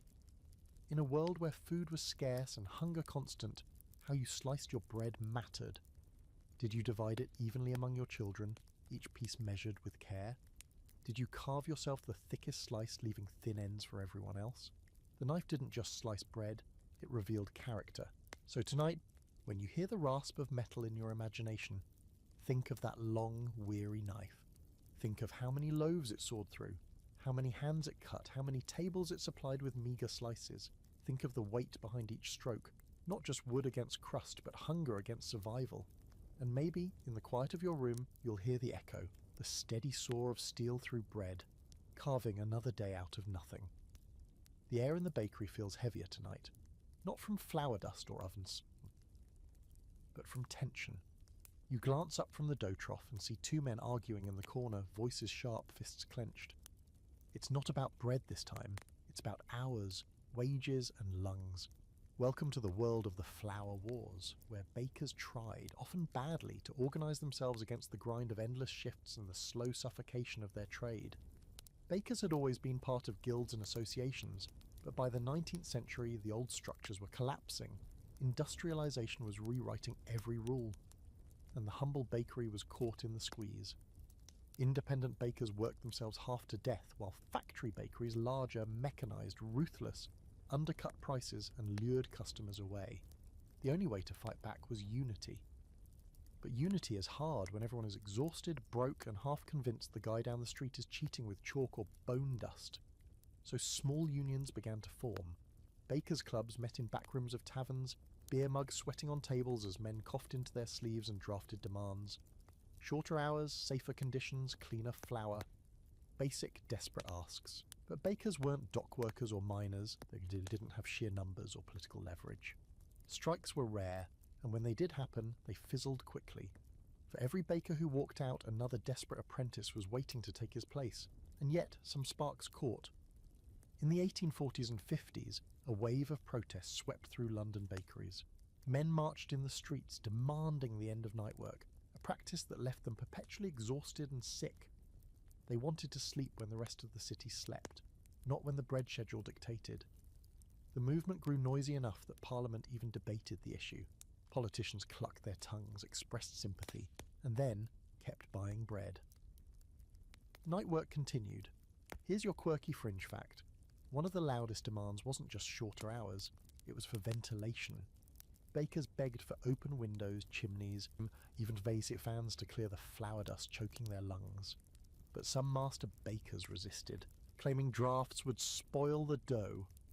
Imagine standing in a suffocating airless room, knowing that every cough carving your chest deeper is, apparently, good for the bread. The scholarly debate here is interesting. Were bakers truly powerless, or were they simply bad at organising? Some argue the trade's long hours and small shops made solidarity nearly impossible. When you're awake at midnight kneading, you can't exactly attend a union rally at dawn. Others suggest that bakers were simply divided, split between small independents, apprentices, and factory workers with conflicting interests. Unity was always fragile. Even when unions grew, they rarely lasted long. Picture yourself at one of those meetings. You're crammed into a smoky tavern, the air thick with beer fumes and coughs. A man at the front slams his fist on the table, shouting about death by flour dust, about ovens that kill, about children collapsing at the bench. Everyone nods, cheers, pounds mugs in agreement. For a moment, you feel powerful. For a moment, you believe change is possible.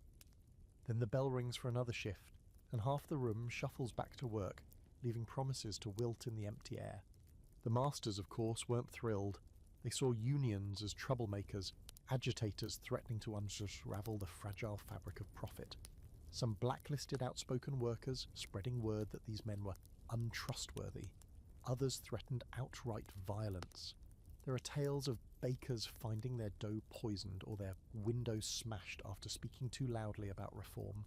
Whether rumour or truth, the message was clear. Silence kept you alive, and yet the flour wars left small victories. Over time, agitation chipped away at the worst abuses.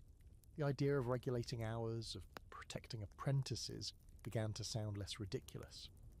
By the late 19th century, night work was still common, but public pressure made it harder to dismiss the dangers. It took decades, but the seeds planted in those smoky taverns eventually grew into actual reforms. Still, in the moment, you as a baker felt little of that progress. You went back to the trough, folded dough with aching arms, coughed through the flour haze, and told yourself maybe your son wouldn't have to live this way. Maybe. Here's another oddity. Rival bakeries sometimes used union agitation as an excuse to sabotage each other. If one shop went on strike, another would spread rumours that the strikers were lazy, dishonest, or poisoning their loaves in protest. Customers, already suspicious of adulteration, didn't know whom to trust. The result?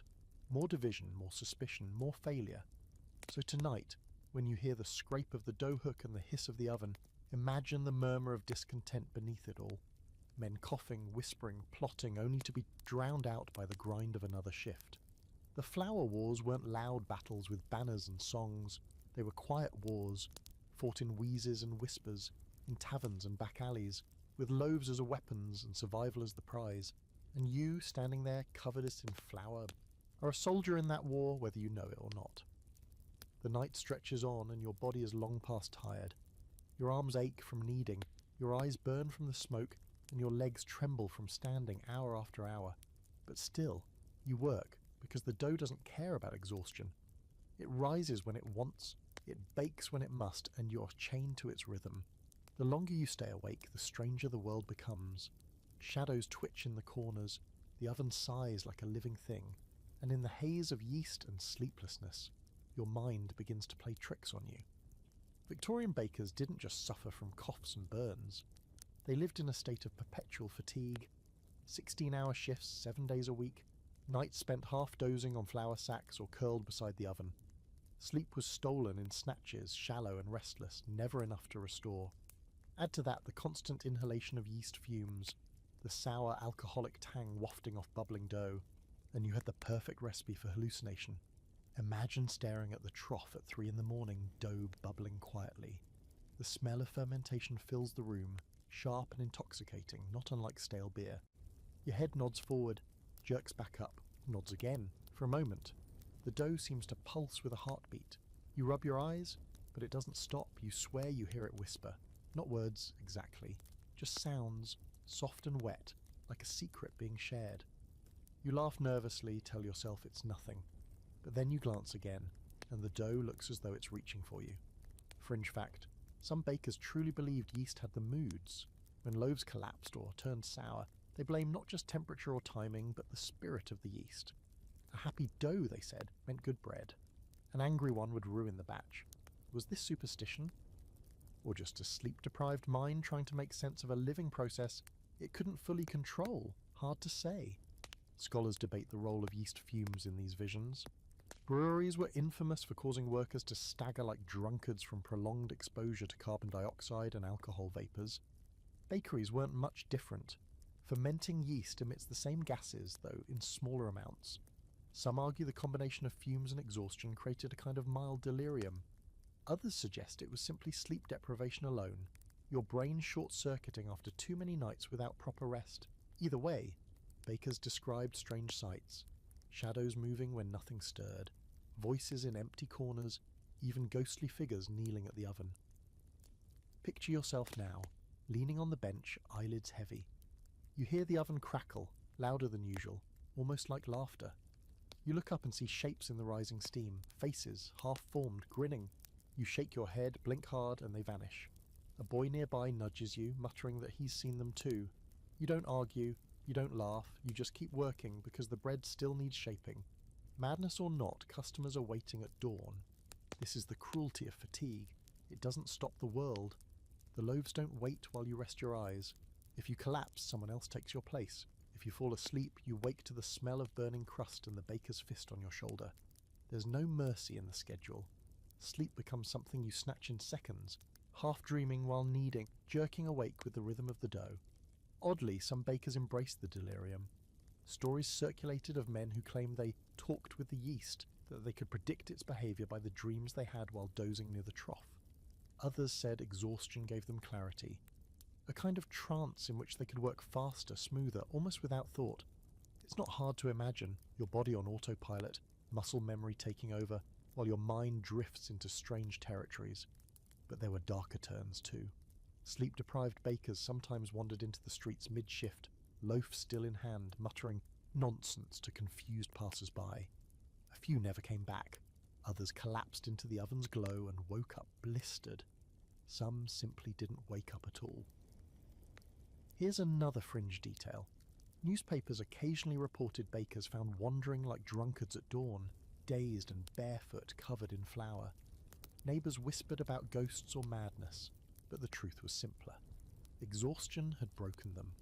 The bread consumed more than their time, it consumed their minds. Now close your eyes and imagine the bakery at its quietest, that liminal hour before dawn. The dough is alive, the oven hums, and your body sways with fatigue. You see shapes where there are none, hear voices in the floury air, feel the room tilt under your feet. You're not sure what's real anymore, but you keep kneading, always kneading. Because hallucination or not, the bread must rise, and that's the cruel poetry of it. Even madness bows to the schedule.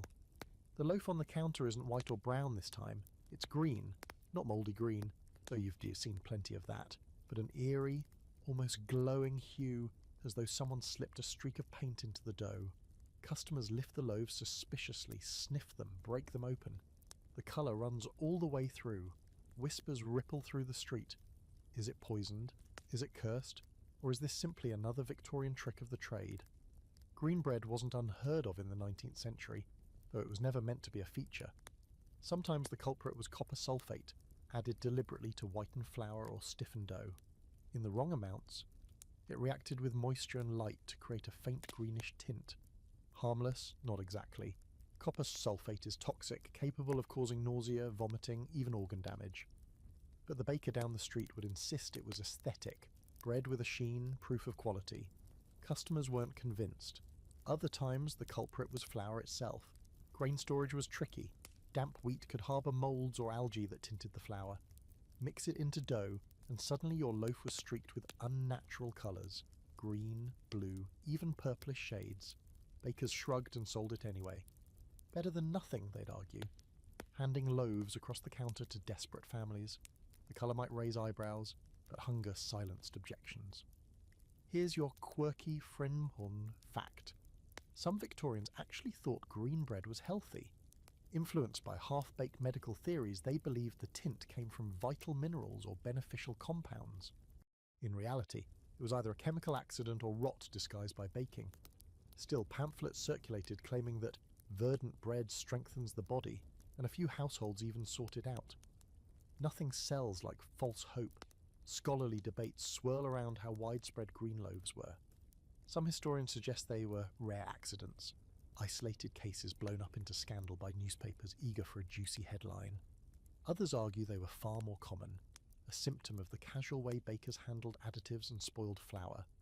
Evidence is thin, but fragments of discoloured bread preserved in museum collections suggest the problem was real enough to leave traces a century later. Picture yourself as the apprentice called to explain the strange loaf to a furious customer. She slams it on the counter, demanding answers. You stammer something about flour quality or new methods. She glares, mutters about witchcraft, and storms out. The master baker shrugs, carves the loaf in half, and eats a slice himself to prove it won't kill anyone.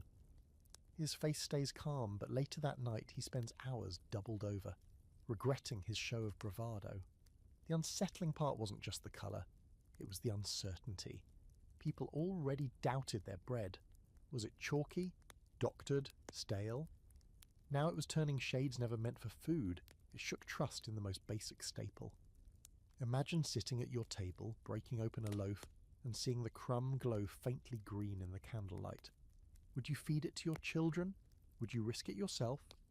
Or would you stare at it until hunger forced your hand? Here's another odd twist. Copper sulfate, one of the culprits, was also used in agriculture to kill fungus on vines. So the same chemical keeping mildew off grapes in a vineyard might later turn your bread green. The Victorians didn't see the irony. To them, it was simply another tool of progress, a chemical that could be useful if you ignored the side effects. Some bakers tried to laugh it off. They nicknamed the loaves emerald bread or lucky loaves, joking that customers were getting more than they paid for. But behind the humour was unease. Green meant sickness. Green meant corruption. Bread was supposed to be golden, the colour of sunlight and harvest. A green loaf felt like betrayal, so imagine yourself lifting a slice to your lips, trying not to stare at the odd tint. You chew, the texture is the same, the taste only slightly metallic, but your stomach churns with suspicion. You swallow anyway because hunger is stronger than fear. Tomorrow you'll do it again. That's the reality of green bread. Not just a curiosity, not just a scandal, but a reminder that in this world, even the colour of survival could turn against you. The bell above the bakery door rattles again. And this time it isn't just customers looking for bread, it's class lines walking in, loud and obvious. A well-dressed gentleman in a dark coat steps inside, followed a few minutes later by a housemaid in a patched shawl. Both are here for loaves, but what they walk out with couldn't be more different. Bread in Victorian England wasn't just food, it was a declaration of status. For the wealthy, the standard was white bread. The whiter, the better. It looked pure, refined, civilized. Eating white bread was a way to show you were above coarse grains, above peasant fare. And if alum, chalk, or copper sulfate gave that loaf its bright pallor, well, that was a small price to pay for appearances. At banquets, the fine, soft crumb of white bread graced every table paired with delicate meats and cheeses. A golden crust here, a dainty roll there. The bread was almost ornamental. For the poor, bread was rougher, darker, chewier. Sometimes it was rye, sometimes barley, sometimes a mix of whatever was left over after the miller had sold the finest flour to richer clients. It wasn't just brown, it was hard, dry, often stale before you even got it home. If you were lucky, you soaked it in broth or tea to soften it. If you weren't, you cracked a tooth on the crust and carried on. Then the poor man's loaf wasn't meant to be enjoyed, it was meant to fill a belly and keep the body moving one more day. Here's your quirky fringe fact. Prisons and workhouses deliberately served inferior bread to remind inmates of their low station. Coarse brown loaves became part of punishment. The logic was that pale bread symbolized refinement and reward, while dark bread was for the undeserving. In other words, you could read someone's worth by the colour of their crust. Scholars debate just how strict this divide was. Some argue the differences were exaggerated, that plenty of middle-class families ate both kinds depending on the season and price of wheat. Others insist the symbolism was real, citing diaries and cookbooks that draw sharp distinctions between family bread and servant bread. Whatever the truth, the perception mattered. People believed bread marked their place in the world, and belief has power. Picture yourself at the bakery counter, coin in hand. If you're well off, you point proudly at the stack of white loaves, their crusts pale and tidy. If you're poor, you mumble and gesture toward the rough rounds piled in the corner, darker and less appetizing. The baker knows which is which. Everyone in the queue knows. It's written on your face, in your clothes, in your bread. Now imagine bringing that loaf of sauce home. In a wealthy parlour, the white bread sits neatly sliced, buttered, and offered on china plates. In a cramped tenement, the brown loaf is hacked apart with a dull knife, dunked into cabbage soup stretched as far as it can go.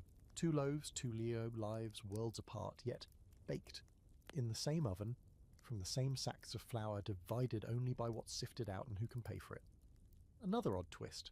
Sometimes poor families bought stale white bread discarded by the wealthy. It was cheaper than fresh brown bread, and it carried the illusion of refinement. You might gnaw through yesterday's loaf, dry and crumbly, and still feel a flicker of pride that you were eating gentleman's bread. Hunger and aspiration tangled in every bite. The irony, of course, is that brown bread was healthier. Whole grains carried fibre, minerals and vitamins stripped from refined flour. The poor were accidentally nourished better than the rich, even as they envied the whiteness of the upper-class loaf. It's one of history's cruel little jokes. What looked refined was actually the more dangerous choice. But perception always outweighs truth in times like this. To tear into soft, pale bread was to taste dignity, even if it carried alum's sting. To choke down coarse crusts was to taste shame, even if it carried strength. Bread wasn't just fuel, it was social theatre, a daily performance on every plate. So tonight, as you drift, imagine the 2 loaves side by side on the bench. One pale and dainty, fit for a gentleman's supper. One rough and dark, destined for a workhouse bowl. Both come from the same oven fire, yet one whispers wealth while the other shouts poverty. And whichever one you bite tells the world exactly who you are. The alley behind the bakery is narrow, damp and littered with scraps of straw and coal dust. By day it's just another forgotten back street. By night it becomes an arena. You lean against the doorframe, flour still clinging to your sleeves, and watch as 2 groups square off, bakers on one side, butchers on the other. The insults start first low and muttered, but within minutes fists are swinging. It's not about bread or meat exactly, it's about turf, pride and survival. Welcome to the less advertised side of Victorian trades. Alley brawls, bakers and butchers had more in common than they like to admit. Both worked brutal hours in suffocating shops. Both dealt with the stink of their trade clinging to their skin. Both faced customers who demanded cheap food and complained endlessly about quality. And both were suspicious of the other. Butchers sneered that bakers sold poison disguised as bread. Bakers retorted that butchers sold rot disguised as meat. The tension simmered until it boiled over in the cramped spaces where their territories overlapped. Picture it, a customer caught between shops, deciding whether to spend her coins on a loaf or a joint of beef. A butcher mutters something about chalk in bread. A baker snaps back about maggots in meat. Words escalate, customers gather, and soon the alley echoes with shouts and the crack of knuckles on bone. Boys run to watch, cheering like it's theatre, while apprentices from both trades join in with wild energy, more for fun than for justice. Here's your quirky fringe fact. Some of these fights were pre-arranged. Rival guild members would challenge each other in taverns, then meet later in alleys to defend the honour of their trade. It wasn't always serious. Sometimes it was closer to sport with rules, wagers and spectators. Other times it turned ugly with broken jaws, missing teeth, and shop windows smashed to shards. In either case, the city authorities mostly ignored it. Another brawl in another back lane wasn't newsworthy unless someone died. Scholars debate whether these turf wars were truly about economics or simply youthful bravado. Some argue that competition for customers drove genuine hostility, especially in poor neighbourhoods where one loaf or cut of meat meant the difference between survival and starvation. Others suggest it was more about masculinity and identity, young tradesmen proving themselves with fists when wages gave them little else to feel proud of. The records show both motives, tangled together like smoke in the night. Now picture yourself dragged into one of these fights. You've been kneading all night, arms heavy, lungs burning, and ordinarily you're squaring up against a butcher's apprentice built like an ox. He swings, you duck, flour puffing from your clothes like smoke. The crowd jeers, coins change hands in bets, and for a few surreal minutes the bread and meat trades aren't about food at all, they're about who can throw the better punch. Sometimes the fight spilled into the shops themselves. Imagine a butcher bursting into a bakery mid-shift, shouting insults, knocking loaves from shelves. The baker retaliates, hurling a tray of rolls like stones. Customers scatter, children laugh, someone calls for the watch, but by the time anyone official arrives, the combatants are gone, licking their wounds, nursing their pride, and plotting the next skirmish. Here's another odd twist. Bakers and butchers occasionally teamed up against outsiders. When fishmongers or grocers tried to undercut both trades with cheaper imports, the old rivals suddenly stood shoulder to shoulder, fists united against a common threat. Today's enemy could be tomorrow's ally, depending on who threatened the fragile balance of street commerce. The fights weren't random chaos. They were part of an unwritten code, a messy but recognisable ordender in the marketplace. The irony is that after the bruises healed and the teeth were counted, both trades went back to the same grind. Bakers kept coughing into flour sacks, butchers kept wading through blood, customers kept complaining about prices. Nothing really changed, except maybe the scar on your cheek or the limp in your leg. But for that one night in the alley, you felt fierce, alive, part of something larger than yourself. So tonight, as you drift into sleep, imagine the glow of lanterns in a narrow street, fists flying, laughter and curses mingling in the smoky air, bread and meat, chalk and blood, rivalry and camaraderie, all tangled in the dark. You're not just a baker anymore, you're a fighter too, whether you wanted to be or not. The flour sack tears open, and a puff of grey-black dust rises like smoke. You cough, wave your hand and look closer. This isn't normal flour. It's darker, grainier, with a faint earthy odour that doesn't belong. The miller called it wheat, but what you're really seeing is smut, a fungal infection of grain that turns kernels into powdery black spores. And when smut slipped into bread, it brought more than bitterness. It brought hallucinations, sickness, and sometimes whole villages dancing in the streets as though possessed. Grain smut wasn't unique to Victorian England.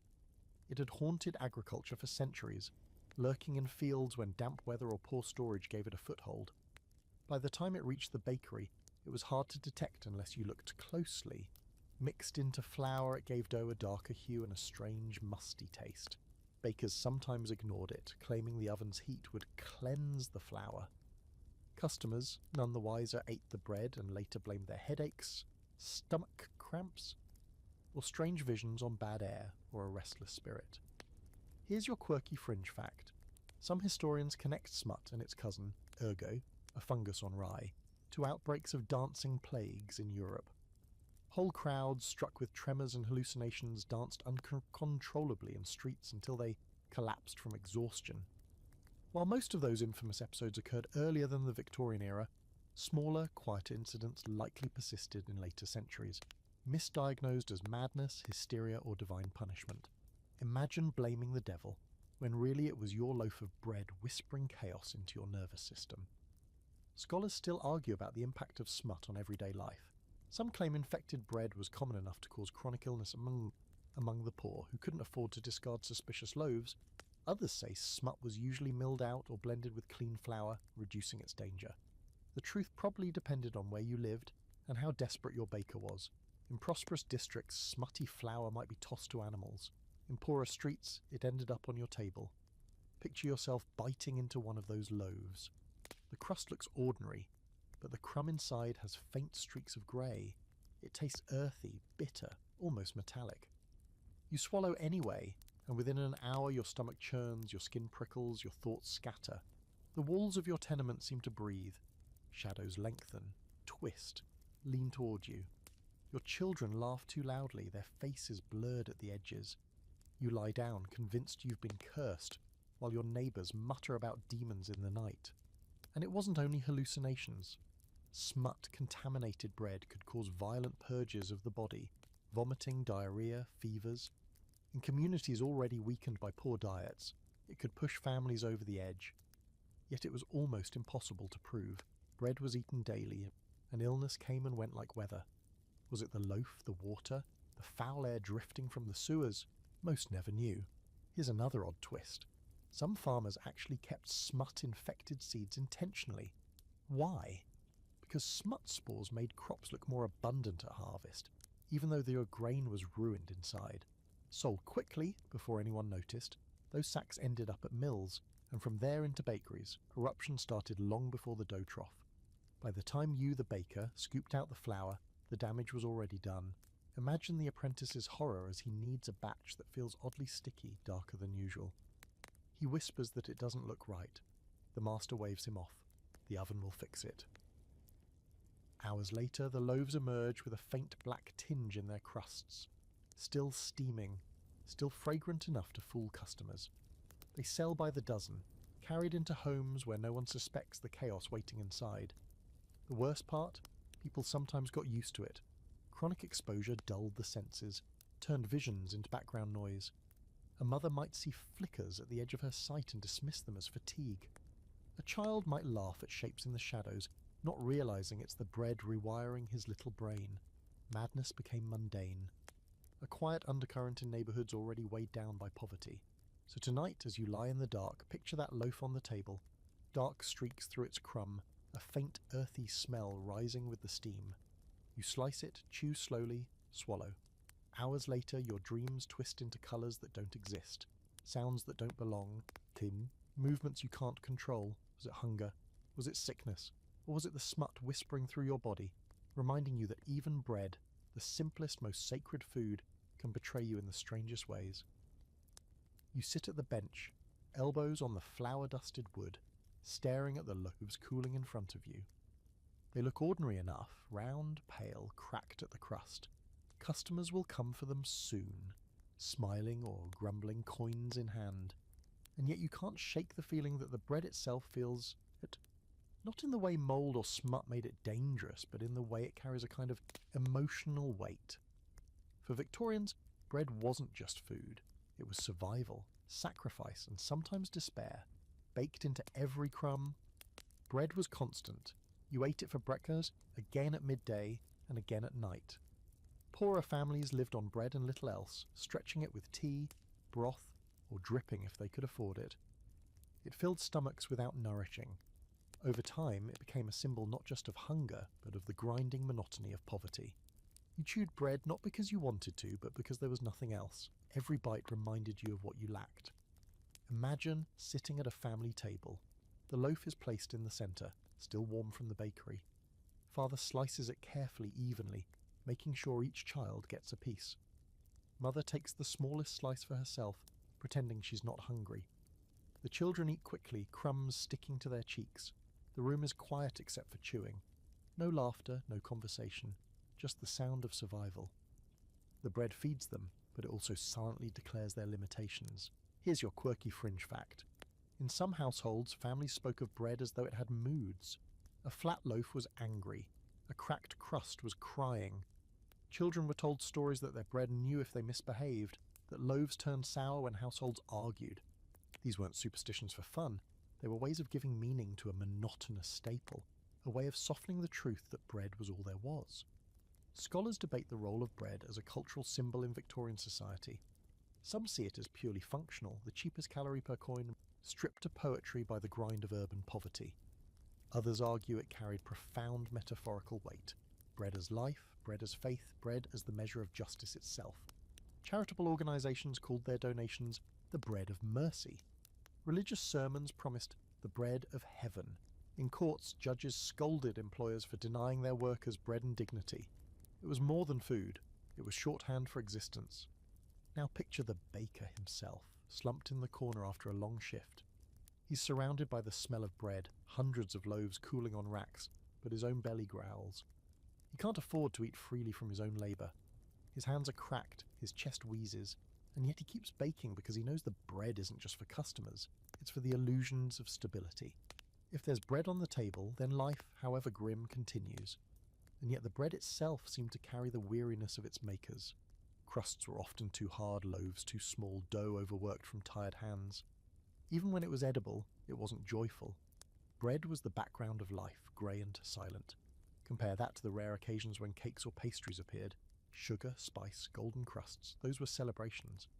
Bread was a duty, Another odd detail, some reformers wrote poems about bread, not about its beauty, but about its sorrow. Lines like, "Our bread is bitter, our bread is thin," became rallying cries in pamphlets against poverty. Bread was politicised, romanticised, lamented. For those living in the middle of it, the poetry probably sounded hollow, but the image stuck. Bread as the measure of whether society was thriving or failing. Imagine yourself tearing off a piece late at night. You chew slowly, the crust rough against your teeth, the crumb dry on your tongue. It doesn't taste bad, but it doesn't taste good either. It tastes like routine, like compromise, like resignation. It tastes like every night before and every night after. You sigh, swallow, and reach for another piece, because that's what there is. Bread kept people alive, yes, but it also quietly told them how little their lives were worth. So tonight, as you settle into the dark, think of that loaf on the table. Heavy, plain, necessary. A loaf that doesn't smile, doesn't sing, doesn't celebrate. A loaf that simply endures just as you do. Bread as sustenance. Bread as burden. Bread as the saddest companion in the room. The oven door creaks open, but instead of soft loaves, you're sliding in something harder, flatter, and far less forgiving. The smell is different too, drier, sharper, almost dusty. This isn't bread meant for a breakfast table. This is hard tack, the infamous ship's biscuit that carried sailors, soldiers, and explorers through months of travel, chewing as they cursed. Compared to bread, hardtack wasn't food, it was survival pressed into brick form. Hardtack was flour, water, and sometimes a little salt. Nothing more. Mixed, rolled, cut into squares, then baked until it was hard enough to break teeth. Twice baked, even thrice baked, it was designed not to taste good, but to last. Sealed in barrels, it could survive months at sea without moulding, though that didn't mean it stayed fresh. By the time a sailor pried one out, it was often crawling with weevils or streaked with mildew. Still, he ate it, tapping it on the table first to knock out the bugs, then soaking it in broth or rum to soften it enough to chew. Imagine being on deck in the middle of the Atlantic, wind tearing at your coat, stomach growling. You pull a biscuit from your pocket. It's so hard you could use it as a weapon. You slam it against the railing, splintering the corner, and pop the shard into your mouth. It tastes like flour, dry and bitter, crumbling into powder, the vehicle that clogs your throat. You cough, swallow, and chase it with a gulp of weak beer. Dinner complete. Here's your quirky fringe fact. Sailors joked that hardtack could stop musket balls. In fact, some used stale biscuits as playing cards, carving symbols into the rock-hard surface. Others claimed you could hammer nails with them. Exaggeration? Not much. Surviving examples in museums today are still intact, hard as stone, outlasting the men who once cursed them. Scholars argue about whether hardtack was truly necessary or just a lazy solution to provisioning. Some point out that alternatives, dried meat, salted fish, even coarse loaves, could last if properly stored. Others counter that hardtack was cheap, reliable, and almost indestructible. It wasn't meant to be pleasant. It was meant to exist when nothing else could. For navies and armies marching far from home, existence was enough. But for the men who ate it, hardtack was misery. Diaries and letters describe soldiers cracking teeth, sailors' berths weeping over biscuits harder than the ship's deck. Some soaked them in boiling water, creating a grim porridge nicknamed worm soup. Others crunched through live larvae, claiming the insects added protein. Hunger didn't leave much room for squeamishness. Now imagine being a Victorian baker contracted to produce hardtack for the Navy. No artistry here, no careful proofing or golden crusts, just bulk production. Hundreds of slabs baked to uniform hardness, stacked like bricks, shipped off in barrels. You weren't baking food so much as forging edible stone. Customers would never taste it fresh. By the time your biscuits reached them, weeks or months later, they'd be fossils in every sense but name. Oddly enough, hardtack sometimes found its way back onto land. Workhouses served it to inmates, prisons handed it to convicts, and even the poorest households who occasionally bought surplus barrels. It was cheap, filling, and humiliating. Eating hardtack was a reminder that you were at the bottom, gnawing on the same fare as soldiers in the trenches. Picture yourself biting down on one now. Your teeth jar painfully, your jaw aches, your tongue protests. You break off crumbs, roll them around your mouth, and tell yourself you're strong enough to manage. You're not eating for pleasure. You're eating to stay upright, to see another dawn. In that way, hardtack was honest. It never pretended to be more than it was. Here's another odd twist. Some sailors actually grew nostalgic for it. Years after leaving the sea, They'd write fondly of biscuits gnawed during storms, of nights when hardtack and rum were the only comforts. Time softened what the biscuit never did. Memory turned misery into camaraderie, chewing into survival stories worth telling. So tonight, as you drift, imagine that sharp crunch echoing in your head. Not soft crust, not steaming crumb, just the dry, relentless bite of hard tack. It won't feed your soul, it won't make you smile, but it will remind you that sometimes survival is as simple and as brutal as chewing stone and calling it supper. The bakery feels quieter now, not because the ovens have cooled, they're still as glowing, as they always do, but because the world outside has changed. The streets are humming with something new. Factories. Their chimneys stab the sky.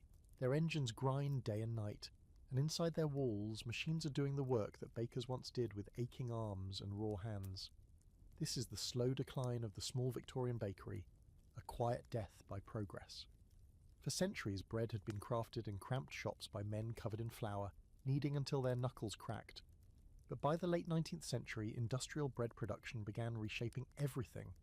Mechanized mixers churned dough by the ton. Steam ovens replaced wood and coal fires, turning out loaf after identical loaf. Where a small bakery might have produced 100 loaves in a night, a factory could produce thousands, packaged, stacked, shipped across entire cities. Customers noticed. Factory bread was cheaper, often softer, and, thanks to preservatives, lasted longer on the shelf. The corner bakery, with its chalky tricks and mouldy Mondays, suddenly looked old-fashioned. For the poor, industrial bread was a godsend, predictable, affordable, endlessly available. For small bakers, it was a death sentence. Imagine standing in your little shop, hands resting on the bench you've worked at for 20 years, watching your customers walk past the new factory outlet down the road. They don't care that your bread has character. They don't care that you've sung to your dough or burned your arms on the oven's lip. They want something they can afford, something that won't go stale by morning. You can't blame them. You do the same. Here's your quirky fringe fact. Early bread factories were nicknamed bakeries without bakers. Rows of men tended machines instead of dough, feeding flour into hoppers, pulling levers, monitoring gauges. Some never touched bread at all. Yet they were called bakers. It unsettled the old guard who saw their trade stripped of artistry and pride. They grumbled in taverns, muttering that bread had lost its soul, but their grumbles didn't stop the machines. Scholars argue about whether this industrial shift was entirely positive. On one hand, mass production brought affordable bread to millions, helping reduce hunger and malnutrition. On the other, it severed the link between communities and their local bakers, replacing human craft with mechanized uniformity. Was bread just food, or was it a cultural cornerstone? The debate still lingers in dusty journals and nostalgic memoirs. Now picture the apprentices. For generations, boys had suffered in flour-choked shops, coughing themselves half to death. Suddenly, many of them found themselves in factories instead. Still exhausted, still underpaid, but now tending belts and gears instead of dough. The work was cleaner, perhaps, but also colder, stripped of the rough camaraderie and strange rituals that once defined the trade. The romance of the bakery, grim as it was, didn't survive the march of progress. Some bakers fought back, clinging to tradition. They advertised pure bread kneaded by hand, baked in brick ovens. A few loyal customers lingered, swearing that they could taste the difference, but most shops closed their shutters for good, their ovens cooling to slend. What had once been the beating heart of a neighbourhood, the warm glow, the smell of crust in the night air faded into memory. Here's another odd twist. Not everyone trusted factory bread at first. Rumours spread that machines added more chemicals than ever, that flour was stripped of all nutrition, that bread from the factories was dead bread. Reformers and food scientists traded barbs in newspapers, some calling industrial bread salvation, others calling it poison. Ironically, both sides were a little right. Industrial bread fed the masses, but it was blander, weaker, stripped of fibre and minerals. Cheaper calories, yes, but not healthier ones. Imagine locking up your little shop for the last time. The oven cools, ash settling on the hearth. The benches are bare, the troughs empty. You look at your scarred hands, your burned forearms, your chest that wheezes with every breath, and you realise the bakery has taken everything from you. And still, you feel its absence already. The factory down the street doesn't need you. The neighbourhood doesn't need you. The world has moved on. So the Victorian bakery, once a place of sweat, risk, and quiet resilience, begins its decline. Not with a dramatic fire, not with a scandal in the papers, but with the steady hum of machines. Bread is still made, still eaten, still worshipped in its way, but the faces behind it fade into obscurity, their songs and scars forgotten in the march of progress. Tonight, when you close your eyes, imagine the silence of a cold oven, a shop with no loaves on its shelves, a street that smells of smoke but no longer of crust. That silence is history itself, closing one chapter and opening another. The bakery dies, the bread lives on, the apron hangs heavy around your neck, stiff with flour and sweat, and your arms ache from hours of kneading. You glance at the oven, its glow, its menace, and then at the loaves stacked on the bench, some pale, some cracked, some streaked with strange colours you try not to think about. And then you realise something unsettling. In this story, you're not just watching the bakers anymore. You are the baker now. Elbow deep in flour, lungs full of dust, body balanced between exhaustion and fire. You feel the rhythm of the trade taking you over. Wake at midnight, knead until dawn, feed the fire, sweep the flour, scrape the mould, serve the queue. Day after day, loaf after loaf, until time blurs into the same endless cycle. You cough, you wipe your brow, you burn your wrist on the oven's lip. You don't think about it anymore. Pain is as ordinary as crust. Imagine stepping outside the bakery for a breath of air. The street is alive with customers, but also with stench. Sewers gurgling, horses clattering, smoke choking the sky. You hand a loaf to a housemaid who clutches her coins tight, then another, to a gentleman who doesn't bother to look you in the eye. Both loaves came from the same dough, adulterated with the same chalk and alum. Both will fill bellies, and both will gnaw at them later. Bread doesn't discriminate. People do. Here's your quirky fringe fact. Some bakers claim they could tell the health of a city just by looking at its bread queues. Long lines of ragged children meant hunger and disease spreading. Shorter, brisker lines meant stability. Bread was the pulse of life, and bakers, whether they wanted to or not, became its doctors. They could diagnose a society's sickness just by counting coins at dawn. Scholars debate whether bakers were villains or victims. Were they knowingly poisoning the poor, pocketing profits while selling adulterated loaves? Or were they trapped, crushed between high wheat prices, ruthless competition, and customers who demanded cheap bread no matter what? Historians argue both sides, but when you're standing here with flour in your hair and sweat stinging your eyes, you know the truth feels murkier. Maybe bakers were both, desperate and complicit, survivors and executioners all at once. Now close your eyes and really imagine it. The trough under your hands, sticky with dough. The oven's roar behind you, heat licking your back. The cough in your chest, the burn scars on your forearms, the ache in your shoulders. The apprentice sleeping in the corner, curled like a cat, soot smudged across his cheek, the rat darting along the walls. Bold as any customer. This is your life. This is bread. You've scraped mould into dough, stirred chalk into flour, fed smut to unsuspecting mouths. You've watched green loaves leave the shop, heard customers mutter about poison, seen neighbours brawl in alleys over scraps, and through it all, you kept baking because stopping meant starvation. Bread was your curse, your chain, your fragile shield against hunger. Another odd detail to carry with you. Bakers often lost their sense of smell. Years of yeast, smoke, and sweat dulled their noses until they could no longer tell a fresh loaf from a sour one. Imagine that, surrounded by bread, and yet blind to its most basic gift. You'd sell a mouldy loaf not out of malice, but because you couldn't smell the difference anymore. Bread robbed you even of that. And yet, for all its cruelty, there's something hauntingly beautiful here too. The dough rising under your hands feels alive, responsive, almost comforting. The crack of crust in the oven is music. The steam curling from a fresh loaf is a kind of prayer. You know the risks: poison, fire, exhaustion, madness. But for a fleeting moment, holding that warm bread in your hands, you feel like you've created something worth keeping. Something that might, in its flawed way, keep someone alive a little longer. So here you are, the baker, in all his weary, flour-caked glory.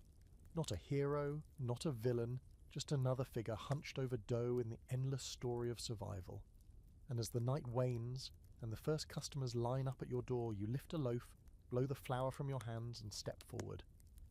Because in this world, you are the baker now, and the bread, dangerous and imperfect as it is, still has to be made.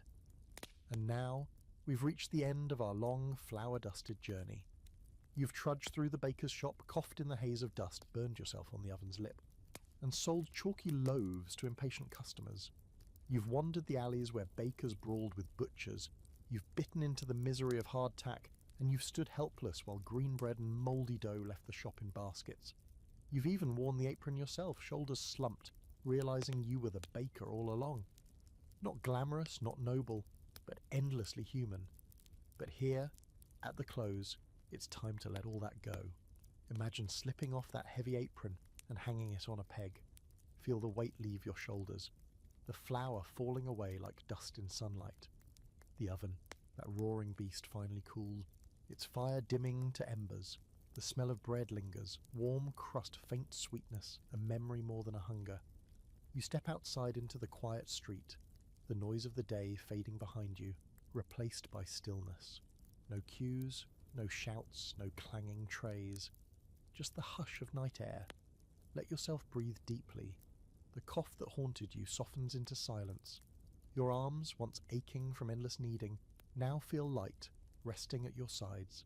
The ground under your feet is steady, not slick with soot or ash. For the first time in hours, maybe years, you don't feel rushed. You don't feel watched.